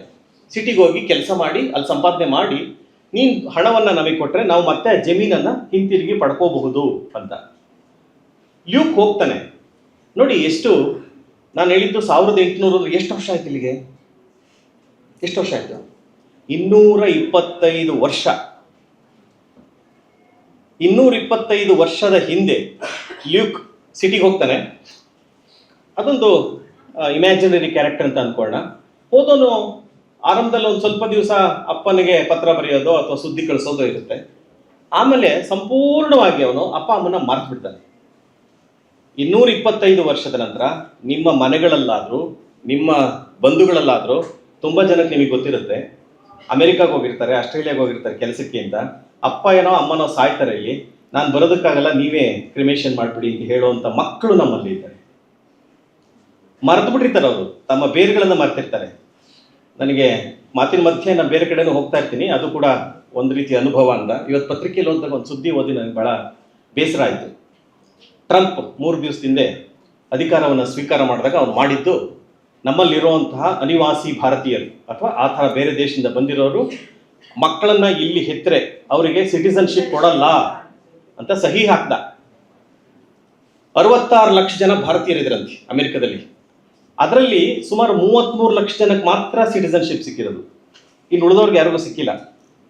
ಅವ್ರುಗಳೆಲ್ಲ ಅವನು ಈಗ ಸೈನ್ ಹಾಕ್ಬಿಟ್ಟಿದಾನಲ್ಲ, ನೆನ್ನೆ ಫೋಟೋ ಎಲ್ಲ ಬಂತು ಪತ್ರಿಕೆಯಲ್ಲಿ ನೋಡಿದ್ರೆ, ಫೋಟೋ ಸೈನ್ ಹಾಕೋದು, ಇನ್ನು ಮುಂದೆ ಇಲ್ಲಿ ಇರ್ತದವ್ರಿಗೆ ಯಾರಿಗೂ ಸಿಟಿಸನ್. ಯಾಕಂದ್ರೆ ನಮ್ಮ ಭಾರತೀಯರು, ನನಗೆ ಭಾಳ ಬೇಸರ ಆಗುತ್ತೆ, ಅಲ್ಲಿ ಹೋಗಿ ಇಲ್ಲಿ ಹುಟ್ಟಿ ಇಲ್ಲಿ ಬೆಳೆದು ಇಲ್ಲಿ ಓದಿ ಇಲ್ಲಿ ನೀರು ಕುಡಿದು ಇಲ್ಲಿ ಗಾಳಿ ತಗೊಂಡು ಅಲ್ಲಿ ಹೋಗಿ ಮಕ್ಕಳು ಸಿಟಿಸನ್ ಆಗ್ಬೇಕಂತ, ಅಮೆರಿಕ ಸಿಟಿಸನ್. ಅವ್ರಿಗೆ ಭಾರತ ಬೇಕಾಗಿಲ್ಲ, ದೇಶ ಬೇಕಾಗಿಲ್ಲ, ದೇಶ ಪ್ರೇಮ ಇಲ್ಲ, ತಾಯಿ ಋಣ ಇಲ್ಲ, ತಂದೆ ಋಣ ಇಲ್ಲ, ನಾಡಿನ ಋಣ ಇಲ್ಲ, ಇರಲಿ, ಅದು ಬೇರೆ ವಿಚಾರ. ಹಾಗಾಗಿ ಈ ಗರ್ಭಿಣಿಯರಾಗಿದ್ರಲ್ಲ ಅವರು ಬೇಗ ಸಿಸೇರಿಯನ್ ಮಾಡಿಸ್ಕೊಂಡು ಮಕ್ಕಳನ್ನ ಇರ್ಬೇಕಂತೆ. ಇಲ್ಲಿವರೆಗೆ ಎಷ್ಟರಲ್ಲಿಗೆ? ಫೆಬ್ರವರಿ 19 ಯಾಕೆ ಅಂದ್ರೆ ಈ ಕಾನೂನು, ಈ ಲಾ ಟ್ರಂಪ್ ಏನ್ ನಿನ್ನೆ ಸಹಿ ಹಾಕಿದ್ದಾರೆ, ಅದು ಜಾರಿಗೆ ಬರೋದು ಫೆಬ್ರವರಿ 20 ನಂತರ.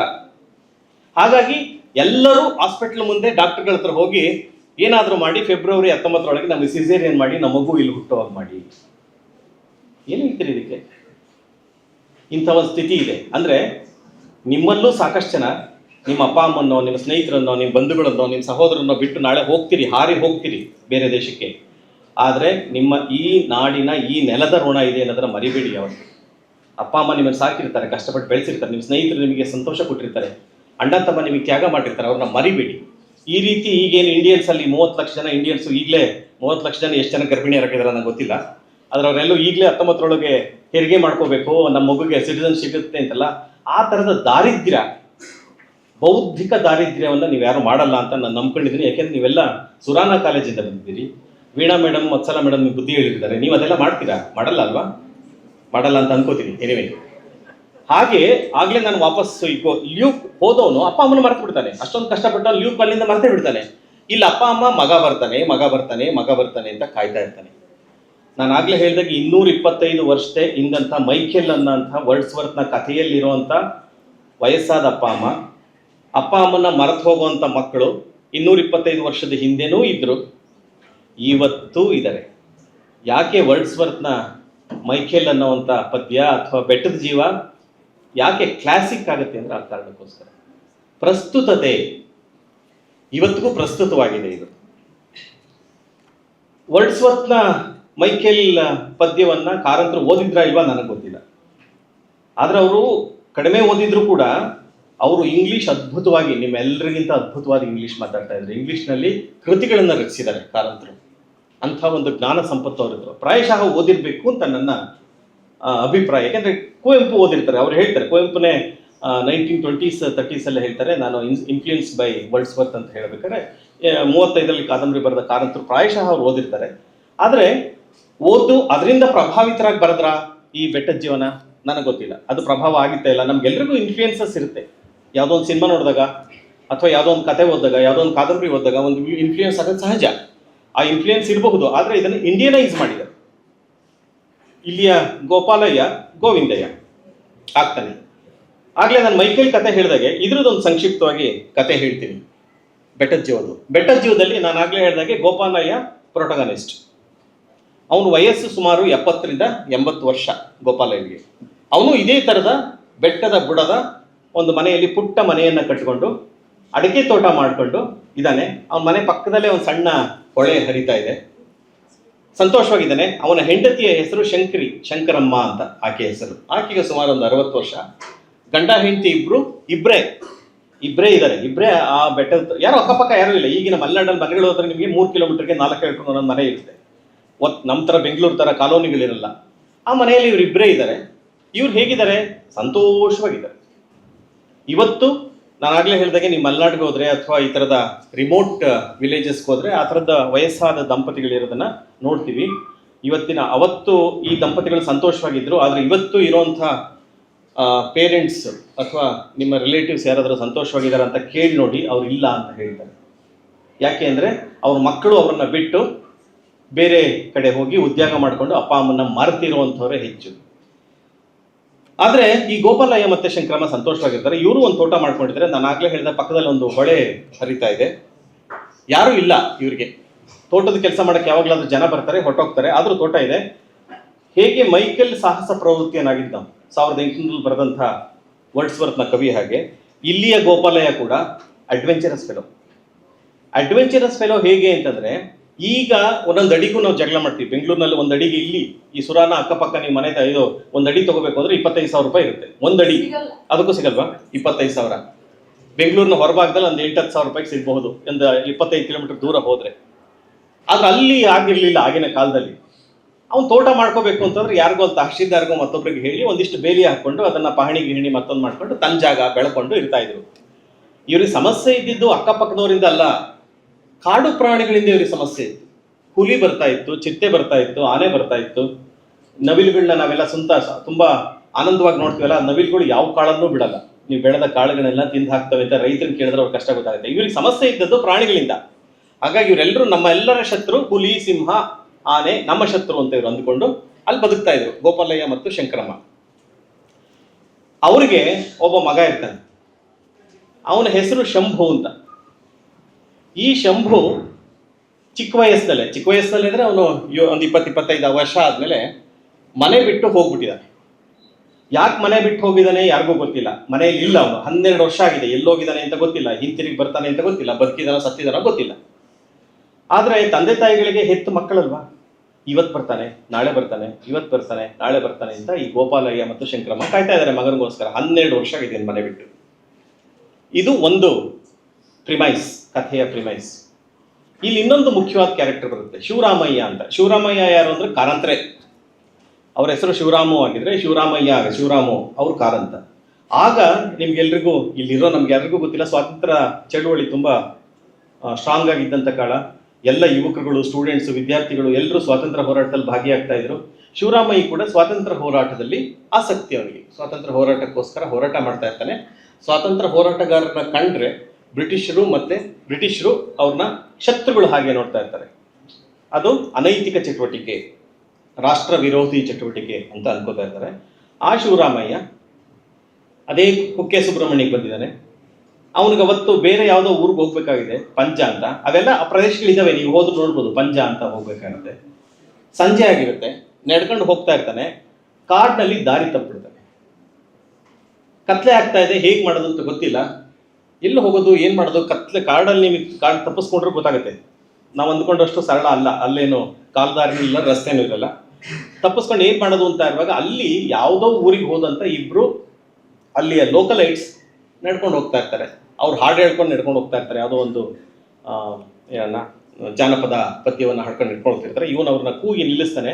ನಾನು ಪಂಜಾಗೆ ಹೋಗ್ಬೇಕಾಯ್ತು ಅಂತಾರೆ. ಅಯ್ಯೋ, ಪಂಜಾ ಹೋಗ್ತಾ ಇರೋದು ನೀವು ಆಪೋಸಿಟ್ ಹೋಗ್ತಾ ಇದ್ರಿ, ಅದು ಹೋಗ್ಬೇಕಾಯ್ತು ಬಲಗಡೆ ಹೋಗ್ಬೇಕಾಯ್ತು, ನೀವು ಎಡಗಡೆ ಹೋಗ್ತಾ ಇದ್ರಿ. ಮತ್ತೆ ಈಗ ಹೋಗ್ಬೇಕಲ್ಲ, ಈಗ ಹೋಗಕ್ಕೆ ಸಾಧ್ಯ ಇಲ್ಲ. ಈ ರಸ್ತೆಯಲ್ಲಿ ಆನೆಗಳು ಮತ್ತೆ ಕಾಡು ಪ್ರಾಣಿಗಳ ಕಾಟ ಇದೆ, ನೀವು ಹೋಗಕ್ಕಾಗಲ್ಲ. ಮತ್ತೆ ಏನು ಮಾಡಲಿ ನಾನು? ಇಲ್ಲೇ ಎಲ್ಲಾದರೂ ಅಕ್ಕಪಕ್ಕದಲ್ಲಿ ಉಳ್ಕೊಂಡಿದ್ದು ನಾಳೆ ಬೆಳಗ್ಗೆ ಹೋಗಿ ಅಂತಾನೆ. ಉಳ್ಕೊಳ್ಳೋಕೆ ಇಲ್ಲಿ ಏನಾದ್ರು ಮನೆ ಇದೆಯಾ, ಯಾವ್ದಾದ್ರು ಹೋಟೆಲ್ ಇದೆಯಾ ಅನ್ನೋ ಥರದ್ದು ಏನಕ್ಕೆ ಕೇಳ್ತಾನೋ. ಇಲ್ಲ, ಆ ಥರದ್ದೆಲ್ಲ ಇಲ್ಲ ಸ್ವಾಮಿ, ಯಾರ ಮನೆಯಲ್ಲಿ ಬೇಕಾದ್ರೂ ನೀವು ಹೋಗ್ಬೋದು. ಜಸ್ಟ್ ಇಮ್ಯಾಜಿನ್, ಇವತ್ತು ನಿಮ್ಮ ಮನೆಗೆ ಯಾರಾದರೂ ಬಂದು ಡೆಲಿವರಿ ಮಾಡಕ್ಕೆ ಬಂದರೆ ಅವ್ರನ್ನೇ ಅನುಮಾನಿಸ್ತೀವಿ ನಾವು. ಎರಡೆರಡು ಡೋರ್ ಹಾಕೊಂಡಿರ್ತೀವಿ. ಆ ಡೋರ್ನ ಇದರಿಂದ ನಮ್ಮ ಡೆಲಿವರಿ ತಗೋತೀವಿ. ಯಾರನ್ನೂ ಒಳಗೆ ಬಿಟ್ಕೊಳ್ಳಲ್ಲ, ಅಥವಾ ವಿ ಡೋಂಟ್ ಬಿಲೀವ್. ಯಾರು ನಂಬಲ್ಲ ನಾವು, ಯಾರು ಕಳ್ಳರಿರ್ತಾರೋ, ಯಾರು ಏನೋ ಆಗಿರ್ತಾರೋ ಗೊತ್ತಿಲ್ಲ. ಆದ್ರೆ ಆ ಕಾಲದಲ್ಲಿ ಯಾರ ಮನೆಗೆ ಹೋದ್ರೂ ಅವ್ರಿಗೆ ಆತಿಥ್ಯ ಕರ್ಕೊಂಬಂದು ಊಟ ಹಾಕಿ ಮಲ್ಕೊಳ್ಳಿ ಅಂತ ಹೇಳಿ ಬೆಳಿಗ್ಗೆ ಕಳಿಸ್ಕೊಡ್ತಾ ಇದ್ದಂಥ ಕಾಲ ಅದು. ಬನ್ನಿ, ನೀವು ಇನ್ನೂ ನೋಡಿದ್ರೆ ವಿದ್ಯಾವಂತರ ಹಾಕಿ ಕಾಣ್ತಾ ಇದ್ರಿ. ಇಲ್ಲಿ ಗೋಪಾಲಯ್ಯ ಅನ್ನೋರ ಮನೆ ಇದೆ. ಅವ್ರ ಮನೆಯಲ್ಲಿ ನೀವು ಭಟ್ರ ಮನೆ, ಅದು ಭಟ್ರ ಮನೆಯಲ್ಲಿ ರಾತ್ರಿ ಉಳ್ಕೊಂಡಿದ್ದು ನಾಳೆ ಬೆಳಗ್ಗೆ ಹೋಗ್ಬೋದು ಅಂತ ಇವರಿಬ್ಬರು ಕರ್ಕೊಂಡು ಹೋಗಿ ಅವ್ರ ಮನೆಗೆ ಅವ್ರನ್ನ ಬಿಡ್ತಾರೆ. ಬಿಟ್ಟರೆ ಗೋಪಾಲಯ್ಯ ಅಲ್ಲಿ ಬೆಳಿಗ್ಗೆ ಒಂದ್ಸರಿ ಸ್ನಾನ ಮಾಡ್ತಾ ಇರ್ತಾರೆ, ಸಂಜೆ ಒಂದ್ಸರಿ ಸ್ನಾನ ಮಾಡ್ತಾ ಇರ್ತಾರೆ. ಆತ ಪ್ರತಿನಿತ್ಯ ಎಣ್ಣೆ ಸ್ನಾನ ನೀವೆಲ್ಲ ನೋಡಿದ್ರೆ ಇಲ್ಲೋ ಗೊತ್ತಿಲ್ಲ.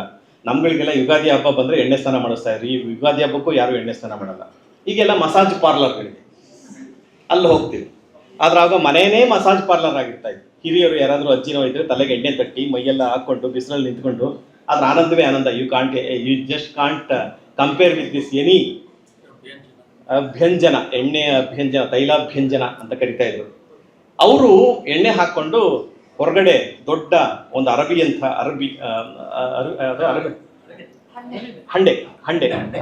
ಹಂಡೆಗೆ ಒಲೆಗೆ ಉರಿ ಹಾಕೊಂಡು ಕೂತಿರ್ತಾರೆ. ಇವರು ಹೋಗ್ತಾರೆ, ಯಾರು ಬಂದ್ರು ಅಂತ ನಾಯಿ ಬೊಗಳುತ್ತೆ, ಬರ್ತಾರೆ, ಆಚೆ ಬರ್ತಾರೆ.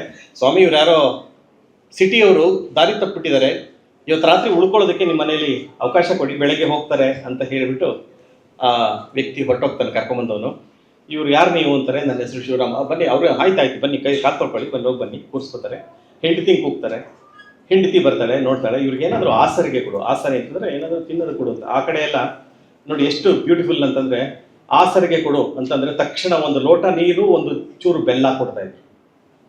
ಬೆಲ್ಲ ಈಸ್ ನಥಿಂಗ್ ಬಟ್ ಗ್ಲೂಕೋಸ್. ಎಲ್ಲಿಂದನಾದ್ರೂ ಆಯಾಸ ಆಗಿ ಬಂದಿದ್ರೆ ಈಗೇನು ಮಾಡ್ತೀವಿ, ಕಾಫಿ ಟೀ ಕೊಡ್ತೀವಿ, ಜ್ಯೂಸ್ ಕೊಡ್ತೀವಿ. ಅವಾಗ ಬೆಲ್ಲ ಮತ್ತೆ ಇದನ್ನ ಕೊಡೋದು ಪದ್ಧತಿ. ಈಗಲೂ ಮಲೆನಾಡಲ್ಲಿ ಕೆಲವು ಕಡೆ ಅದು ಇದೆ. ಆದ್ರೆ ಆಕೆ ಒಂದು ಬೆಲ್ಲ, ಒಂದು ಚೂರು ಬೆಲ್ಲ ಮತ್ತೆ ನೀರು ತಂದು ಕೊಡ್ತಾರೆ. ನೀರು ಕುಡಿತಾನೆ, ಕೂತ್ಕೊಳ್ತಾನೆ, ನೋಡ್ತಾನೆ. ಬೆಳಕಿರಲ್ಲ, ಒಂದು ಲಾಟಿ ನೋಡಿತಾ ಇರುತ್ತೆ. ಈ ರಾತ್ರಿ ಹೇಗಪ್ಪ ಇಲ್ಲಿ ಕಳಿಯೋದು? ಇವ್ರು ಯಾರು ಅಪರಿಚಿತರು, ಬಟ್ ಗೊತ್ತಿಲ್ಲ, ಇವ್ರ ಮನೇಲಿ ಯಾರ್ಯಾರು ಇದ್ದಾನೆ ಗೊತ್ತಿಲ್ಲ. ನಾನು ಹೇಗೆ ಕಳಿಯೋದು ಅಂತ ಅಂದ್ಕೊಂಡು ಅನುಮಾನಿಸ್ತಾ ಇರ್ತಾನೆ. ಅವ್ರು ಬಂದು ನಾನು ಸ್ವಲ್ಪ ಸ್ನಾನ ಮಾಡ್ಕೊಂಡ್ಬರ್ತೀನಿ ಅಂದ್ರೆ, ಬೆಳಗ್ಗೆ ಒಂದ್ಸರಿ ತೈಲಾಭ್ಯಂಜನ, ಸಂಜೆ ಒಂದ್ಸರಿ ತೈಲಾಭ್ಯಂಜನ. ಯಾರದ್ದು? ಗೋಪಾಲಯ್ಯನ ಪದ್ಧತಿ. ನಾನು ಸ್ನಾನ ಮಾಡ್ಕೊಂಡ್ಬರ್ತೀನಿ ಅಂತ ಹೋಗ್ತಾನೆ, ಅಲ್ಲಿ ಕೂತಿರ್ತಾನೆ, ಮಾಡ್ಕೊಂಡ್ಬರ್ತಾರೆ. ನೀವು ಸ್ನಾನ ಮಾಡ್ಕೋತೀರಾ ಅಂತಾನೆ. ಇಲ್ಲ ನನಗೆ ಬೇಡ, ಕೈಕಾಲು ತೊಳ್ಕೊತೀನಿ ಅಂತಾನೆ. ಕೈಕಾಲು ತೊಳ್ಕೊಂಡು ರಾತ್ರಿ ಇರ್ತಾರೆ, ಊಟ ಮಾಡ್ತಾರೆ. ಬಿಸಿ ಬಿಸಿ ಬಾಳೆ ಎಲೆಯಲ್ಲಿ ಹೊಗೆ ಆಡುವಂಥ ಅನ್ನವನ್ನ ಆಕೆ ಬೇಯಿಸಿರ್ತಾರೆ. ಬಂದು ಆಕೆ ಇವನನ್ನೇ ನೋಡ್ತಾ ಇರ್ತಾರೆ, ಶಿವರಾಮನೇ. ಯಾರು? ವಯಸ್ಸಾದ ಶಂಕರಿ. ಇವನಿಗೆ ಆಶ್ಚರ್ಯ ಆಗುತ್ತೆ, ನನ್ನನ್ನೇ ಯಾಕೆ ನೋಡ್ತಾ ಇದ್ದಾರೆ ಇವರು ಅಂತ. ಇವನಿಗೂ ಮುಜುಗರ ಆಗುತ್ತೆ. ಊಟ ಮಾಡ್ತಾರೆ ಹಿಂಗೆ ಕಿರುಗಣ್ಣಲ್ಲಿ ನೋಡಿದ್ರೆ ಈಕೆ ಇವನ್ನೇ ನೋಡ್ತಾ ಇದೆ. ಯಾಕೆ ಅಂತಂದ್ರೆ, ನೀನು ನೋಡಿದ್ರೆ ನನ್ನ ಮಗ ಶಂಭು ನೋಡ್ದಾಗ್ತಾ ಇದೆಯಪ್ಪ ಅಂತ ಹೇಳ್ತಾರೆ. ಇವನಿಗೆ ಹೌದಾ, ಯಾರು ಶಂಭು? ಇಲ್ಲ, ನನ್ನ ಮಗ ಶಂಭು ಅಂತ ಒಬ್ಬ ಇದ್ದ. ಅವ್ನ ಮನೆ ಬಿಟ್ಟು ಹೋಗಿ 12 ವರ್ಷ ಆಯಿತು. ಅವ್ನ ಮನೆಗೆ ಬಂದಿಲ್ಲ. ನೀನು ಯಾರೋ ನಾಯಿ ಬೊಗಳಿದಾಗ ನಮ್ಮ ಶಂಭುನೇ ಬಂದೇನೋ ಅಂತ ಅಂದ್ಕೊಂಡೆ. ಆದರೂ ನೀನು ನನ್ನ ಮಗ ನಿನ್ನ ಹಾಗೆ ಇದ್ದ ನನ್ನ ಮಗ ಅಂತ ಹೇಳ್ತಾರೆ. ಹೌದಾ ಅಂತ ಹೇಳ್ತಾನೆ. ಊಟ ಮಾಡ್ತಾನೆ, ರಾತ್ರಿ ಮಲ್ಕೋತಾರೆ. ಬೆಳಗಾಗುತ್ತೆ. ಬೆಳಗಾಗಿ ನಾ ಹೊರಡ್ತೀನಿ ಅಂತ ಹೊರಡ್ತಾನೆ. ಅವ್ರು ಹೇಳ್ತಾರೆ, ಏನು ಅಷ್ಟು ಅವಸರ, ಇದ್ದು ಹೋಗಿ ಅಂತಾರೆ. ಇವತ್ತೆಲ್ಲ ಹೊರಡ್ತೀವಿ ಅಂತಂದ್ರೆ ನಮ್ಮಲ್ಲಿ ಡಬಲ್ ಬೆಡ್ರೂಮ್ ಇರುತ್ತೆ, ಟ್ರಿಪಲ್ ಬೆಡ್ರೂಮ್ ಇರುತ್ತೆ. ಒಬ್ಬೊಬ್ರು ಒಂದೊಂದು ರೂಮ್ನ ಆಕ್ಯುಪೈ ಮಾಡ್ಕೊಂಡಿರ್ತೀವಿ. ಯಾರಾದ್ರೂ ಗೆಸ್ಟ್ ಬಂದರೆ ಎಲ್ಲಪ್ಪ ಮಲಗಿಸೋದು ಗೆಸ್ಟ್ನ ಅಲ್ವಾ? ಹೊರಡ್ತಾರೆ ಅಂತಂದ್ರೆ ಅಯ್ಯೋ ನಮ್ಮ ಡೈಲಿ ಶೆಡ್ಯೂಲ್ ಇದೆ, ಬೆಳಗ್ಗೆ ನಾವು 7 ಗಂಟೆಗೆ ಹೇಳ್ತೀವಿ, ಜಿಮ್ಗೆ ಹೋಗ್ತೀವಿ, ಮತ್ತೆ ಕ್ಲಾಸ್ಗೆ ಹೋಗ್ತೀವಿ, ಇಲ್ಲಿ ಹೋಗ್ತೀವಿ. ಯಾರಾದರೂ ಒಬ್ಬ ಗೆಸ್ಟ್ ಬಂದ್ಬಿಟ್ರೆ ಅವ್ರನ್ನ ಒಂದು ದಿವಸ ಇಟ್ಕೊಳ್ಳೋದೇ ಕಷ್ಟ ಇವತ್ತು ನಾವು ಸಿಟಿಗಳಲ್ಲಿ. ನಮ್ಮ ರೊಟೀನ್ ಡಿಸ್ಟರ್ಬ್ ಆಗುತ್ತೆ ಏನಂತ. ಆದರೆ ಆ ಹಳ್ಳಿಗಳಲ್ಲಿ ಹಾಗಲ್ಲ. ಅವ್ರು ಏನು ಅವಸರ, ಯಾಕೆ ಇಷ್ಟ ಹೊಡ್ತೀರಿ, ಇನ್ನೂ ಸ್ವಲ್ಪ ದಿವಸ ಇದ್ದೋಗಿ ಅಂತಾನೆ. ಇದೇನಿದು, ನಾನು ಬಂದರು ರಾತ್ರಿ ಆಶ್ರಯ ಕೊಟ್ಟು ಇನ್ನೂ ಸ್ವಲ್ಪ ದಿವಸ ಇದ್ದೋಗಿ ಅಂತಂದ್ರೆ, ಇಲ್ಲ ನನಗೆ ಕೆಲಸ ಇದೆ ಹೊರಡ್ತೀನಿ ಅಂತಾನೆ. ಅಷ್ಟರಲ್ಲಿ ಅವನು ಇನ್ನೊಬ್ಬ ಹಿಂದಿನ ದಿವಸ ಕರ್ಕೊಂಡ್ಬಂದಿದ್ದಾನೆ, ಅವ್ನು ಬರ್ತಾನೆ. ಅವ್ನು ಬಂದು, ಸ್ವಾಮಿ ಈಗ ಎಲ್ಲೂ ಯಾರೂ ಹೋಗಂಗಿಲ್ಲ ಮನೆಯಿಂದ. ಹೌದಾ, ಯಾಕೆ ಅಂತಂದ್ರೆ ನಮ್ಮ ಊರಿನಲ್ಲಿ 2 ದಿವಸಕ್ಕೆ ಭೂತದ ಕೋಲ ಆಗ್ತಾ ಇದೆ. ಭೂತದ ಕೋಲ ಅಂದ್ರೆ ಗೊತ್ತಲ್ಲ, ಕಾಂತಾರ ನೋಡಿರೋರಿಗೆಲ್ಲ ಭೂತ ಗೊತ್ತಿರುತ್ತೆ. ಭೂತದ ಕೋಲ ಆಗ್ತಾ ಇದೆ. ಭೂತದ ಕೋಲ ಕಟ್ಟಿದ ಮೇಲೆ ಈ ಊರಿಂದ ಯಾರು ಹೊರಗಡೆ ಹೋಗಂಗಿಲ್ಲ, ಬರ್ಬೋದಷ್ಟೇ. ಅದು ನಿಮ್ಮ ನಿಯಮ. ಹಂಗಾಗಿ ನೀವು 3 ದಿವಸ ಎಲ್ಲೂ ಹೋಗಕ್ಕಾಗಲ್ಲ, ಇಲ್ಲೇ ಇರಬೇಕು ಅಂತ ಹೇಳ್ತಾರೆ. ಹೌದಾ ಅಂತ ಹುಡುಗ ಇಲ್ಲಿ ಏನು ಮಾಡೋದು, ಏನು ಸೈಟ್ ಸೀಯಿಂಗ್ ಎಲ್ಲಿ ಹೋಗೋದು? ಅವ್ರು ಹೇಳ್ತಾರೆ, ನೀವೇನು ಯೋಚನೆ ಮಾಡ್ಬಿಡಿ, ನಮ್ಮ ತೋಟ ಇದೆ, ಗದ್ದೆ ಬೈಲಿದೆ, ಕರ್ಕೊಂಡು ಹೋಗ್ತೀನಿ ನಿಮ್ಮನ್ನ, ಇದ್ಬಿಡಿ ಅಂತ ಹೇಳ್ತಾರೆ. ಅವ್ನು ಶರ್ಟ್ ಹಾಕ್ಕೊಂಡಿದ್ದಾನೆ, ಮತ್ತೆ ಬೀಚ ಆಯಿತು ಹಾಗೆ ಮಾಡೋಣ ಅಂತ. ಅವರಿಬ್ಬರು ಇಲ್ಲಿಂದ ಸುಮಾರು 1 ವಾರಗಳ ಕಾಲ ಆ ಶಿವರಾಮು ಇವ್ರ ಮನೆಯಲ್ಲೇ ಇವ್ರ ಮನೆಯಲ್ಲಿದ್ದಾಗ ಇವರು ತಮ್ಮ ಬದುಕಿನ ಕಥೆಯನ್ನು ಹೇಳ್ತಾರೆ, ಮಗ ಹೋಗಿದ್ದನ್ನು ಹೇಳ್ತಾರೆ. ಜೊತೆಗೆ ಅಲ್ಲಿಂದ ಸುಮಾರು ಒಂದು 2 ಕಿಲೋಮೀಟರ್ ದೂರದಲ್ಲಿ, ಇವ್ರ ಮನೆಗಿಂತ ದೂರದಲ್ಲಿ ಕಾಟುಮೂಲೆ ಅಂತ ಒಂದು ಜಾಗ ಇರುತ್ತೆ. ಅದೊಂದು ಜಾಗದ ಹೆಸರು ಕಾಟುಮೂಲೆ ಅಂತ. ಬನ್ನಿ ಇಲ್ಲೊಂದು ಕಾಟುಮೂಲೆ ಅಂತ ಇದೆ, ಅಲ್ಲಿ ಕರ್ಕೊಂಡು ಹೋಗ್ತೀನಿ ಅಂತಾನೆ. ಯಾರು? ಗೋಪಾಲಯ್ಯ. ಶಿವರಾಮ ಅವರಿಬ್ರು ನಡ್ಕೊಂಡು ಹೋಗ್ತಾರೆ. ಕಾಟುಮೂಲೆ ತುಂಬ ಅದ್ಭುತವಾದ ಪರಿಸರ. ಅದಕ್ಕೆ ನಾನು ಪದೇ ನನ್ನ ಸಿನಿಮಾ ಅಂತ ಹೇಳ್ತಾ ಇಲ್ಲ, ಆ ಸಿನಿಮಾ ನೋಡಿ ಹಾಕೊಂಡು ನೋಡಿದ್ರೆ ನಿಮ್ಗೆ ಇದೆಲ್ಲ ಗೊತ್ತಾಗುತ್ತೆ.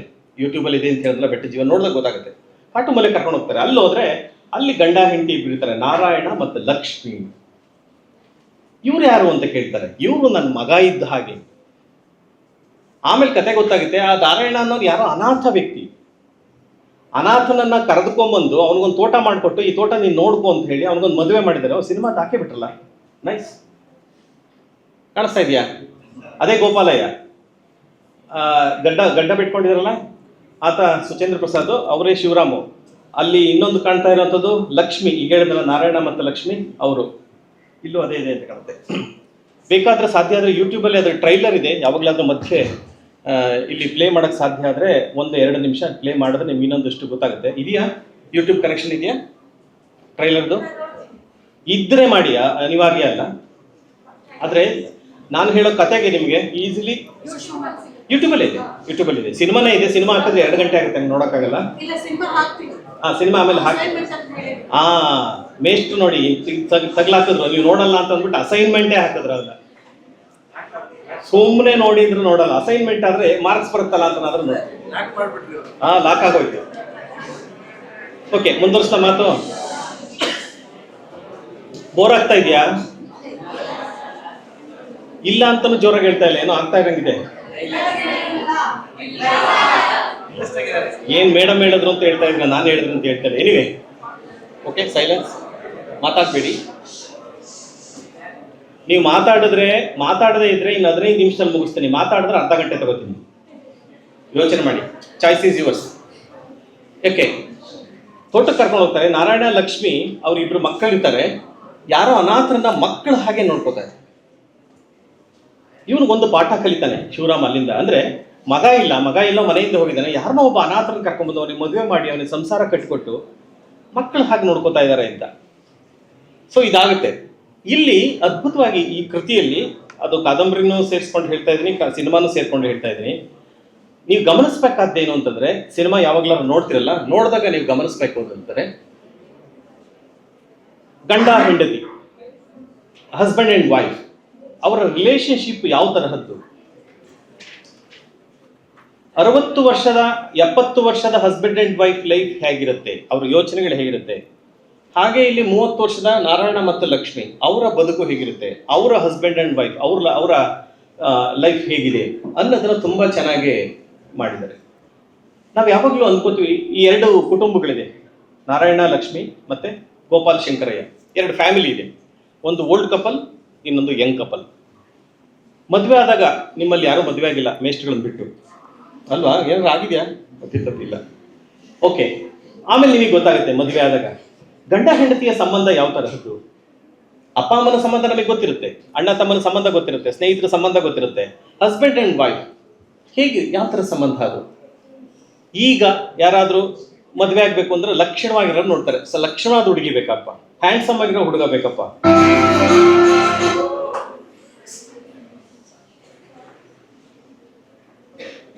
ಟ್ರೈಲರ್ ಹಾಕ್ತೀರಾ ಮೇಡಮ್? ಹಾಗಾದ್ರೆ ಹೇಳಿ ನನಗೆ. ಅದು ಸಿನಿಮಾ, ಅದು ಬೇಡ. ಅದನ್ನೊಂದು ಎರಡು ನಿಮಿಷದ್ದೇನೋ ಒಂದು ನೋಡಿ ರೆಡಿಯಾದಾಗ ಹೇಳಿ, ನಾನು ನಿಲ್ಲಿಸ್ತೀನಿ, ಮಾತನ್ನ ಬ್ರೇಕ್ ತಗೋತೀನಿ. ಸರಿ, ಈ ಹಸ್ಬೆಂಡ್ ಆ್ಯಂಡ್ ವೈಫ್ ಇದೆಯಲ್ಲ, ಇವತ್ತು ಆಗಲೇ ನಾನು ಹೇಳಿದಾಗ ನಾವು ಬಾಹ್ಯ ಸೌಂದರ್ಯ, ಅದಕ್ಕೆ ಈ ಹುಡುಗಿ ಎಷ್ಟು ಲಕ್ಷಣವಾಗಿದ್ದಾಳೆ, ಎಷ್ಟು ಬಣ್ಣ ಎಷ್ಟು ಚೆನ್ನಾಗಿದೆ, ಅಥವಾ ಎಷ್ಟು ಸಂಬಳ ಬರುತ್ತೆ, ಅಥವಾ ಹುಡುಗರಿಗೆ ಎಷ್ಟು ಸಂಬಳ, ಇದನ್ನು ನೋಡಿ ಮದುವೆ ಆಗ್ತೀವಿ. ಆದರೆ ಆಗಿನ ಕಾಲದಲ್ಲಿ ಗುಣಗಳನ್ನು ನೋಡ್ತಾ ಇದ್ರು.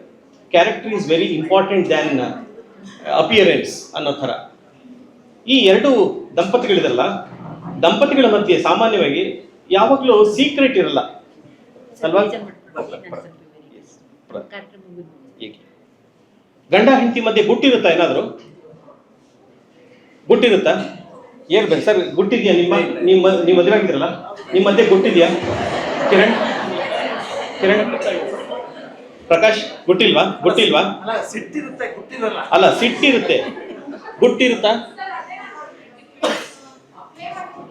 ಹಾ, ಆಮೇಲೆ ಹಾಕೋರು ಅಂತ ಹೇಳ್ತೀನಿ. ಓಕೆ, ರೆಡಿ ಇಟ್ಕೊಳ್ಳಿ.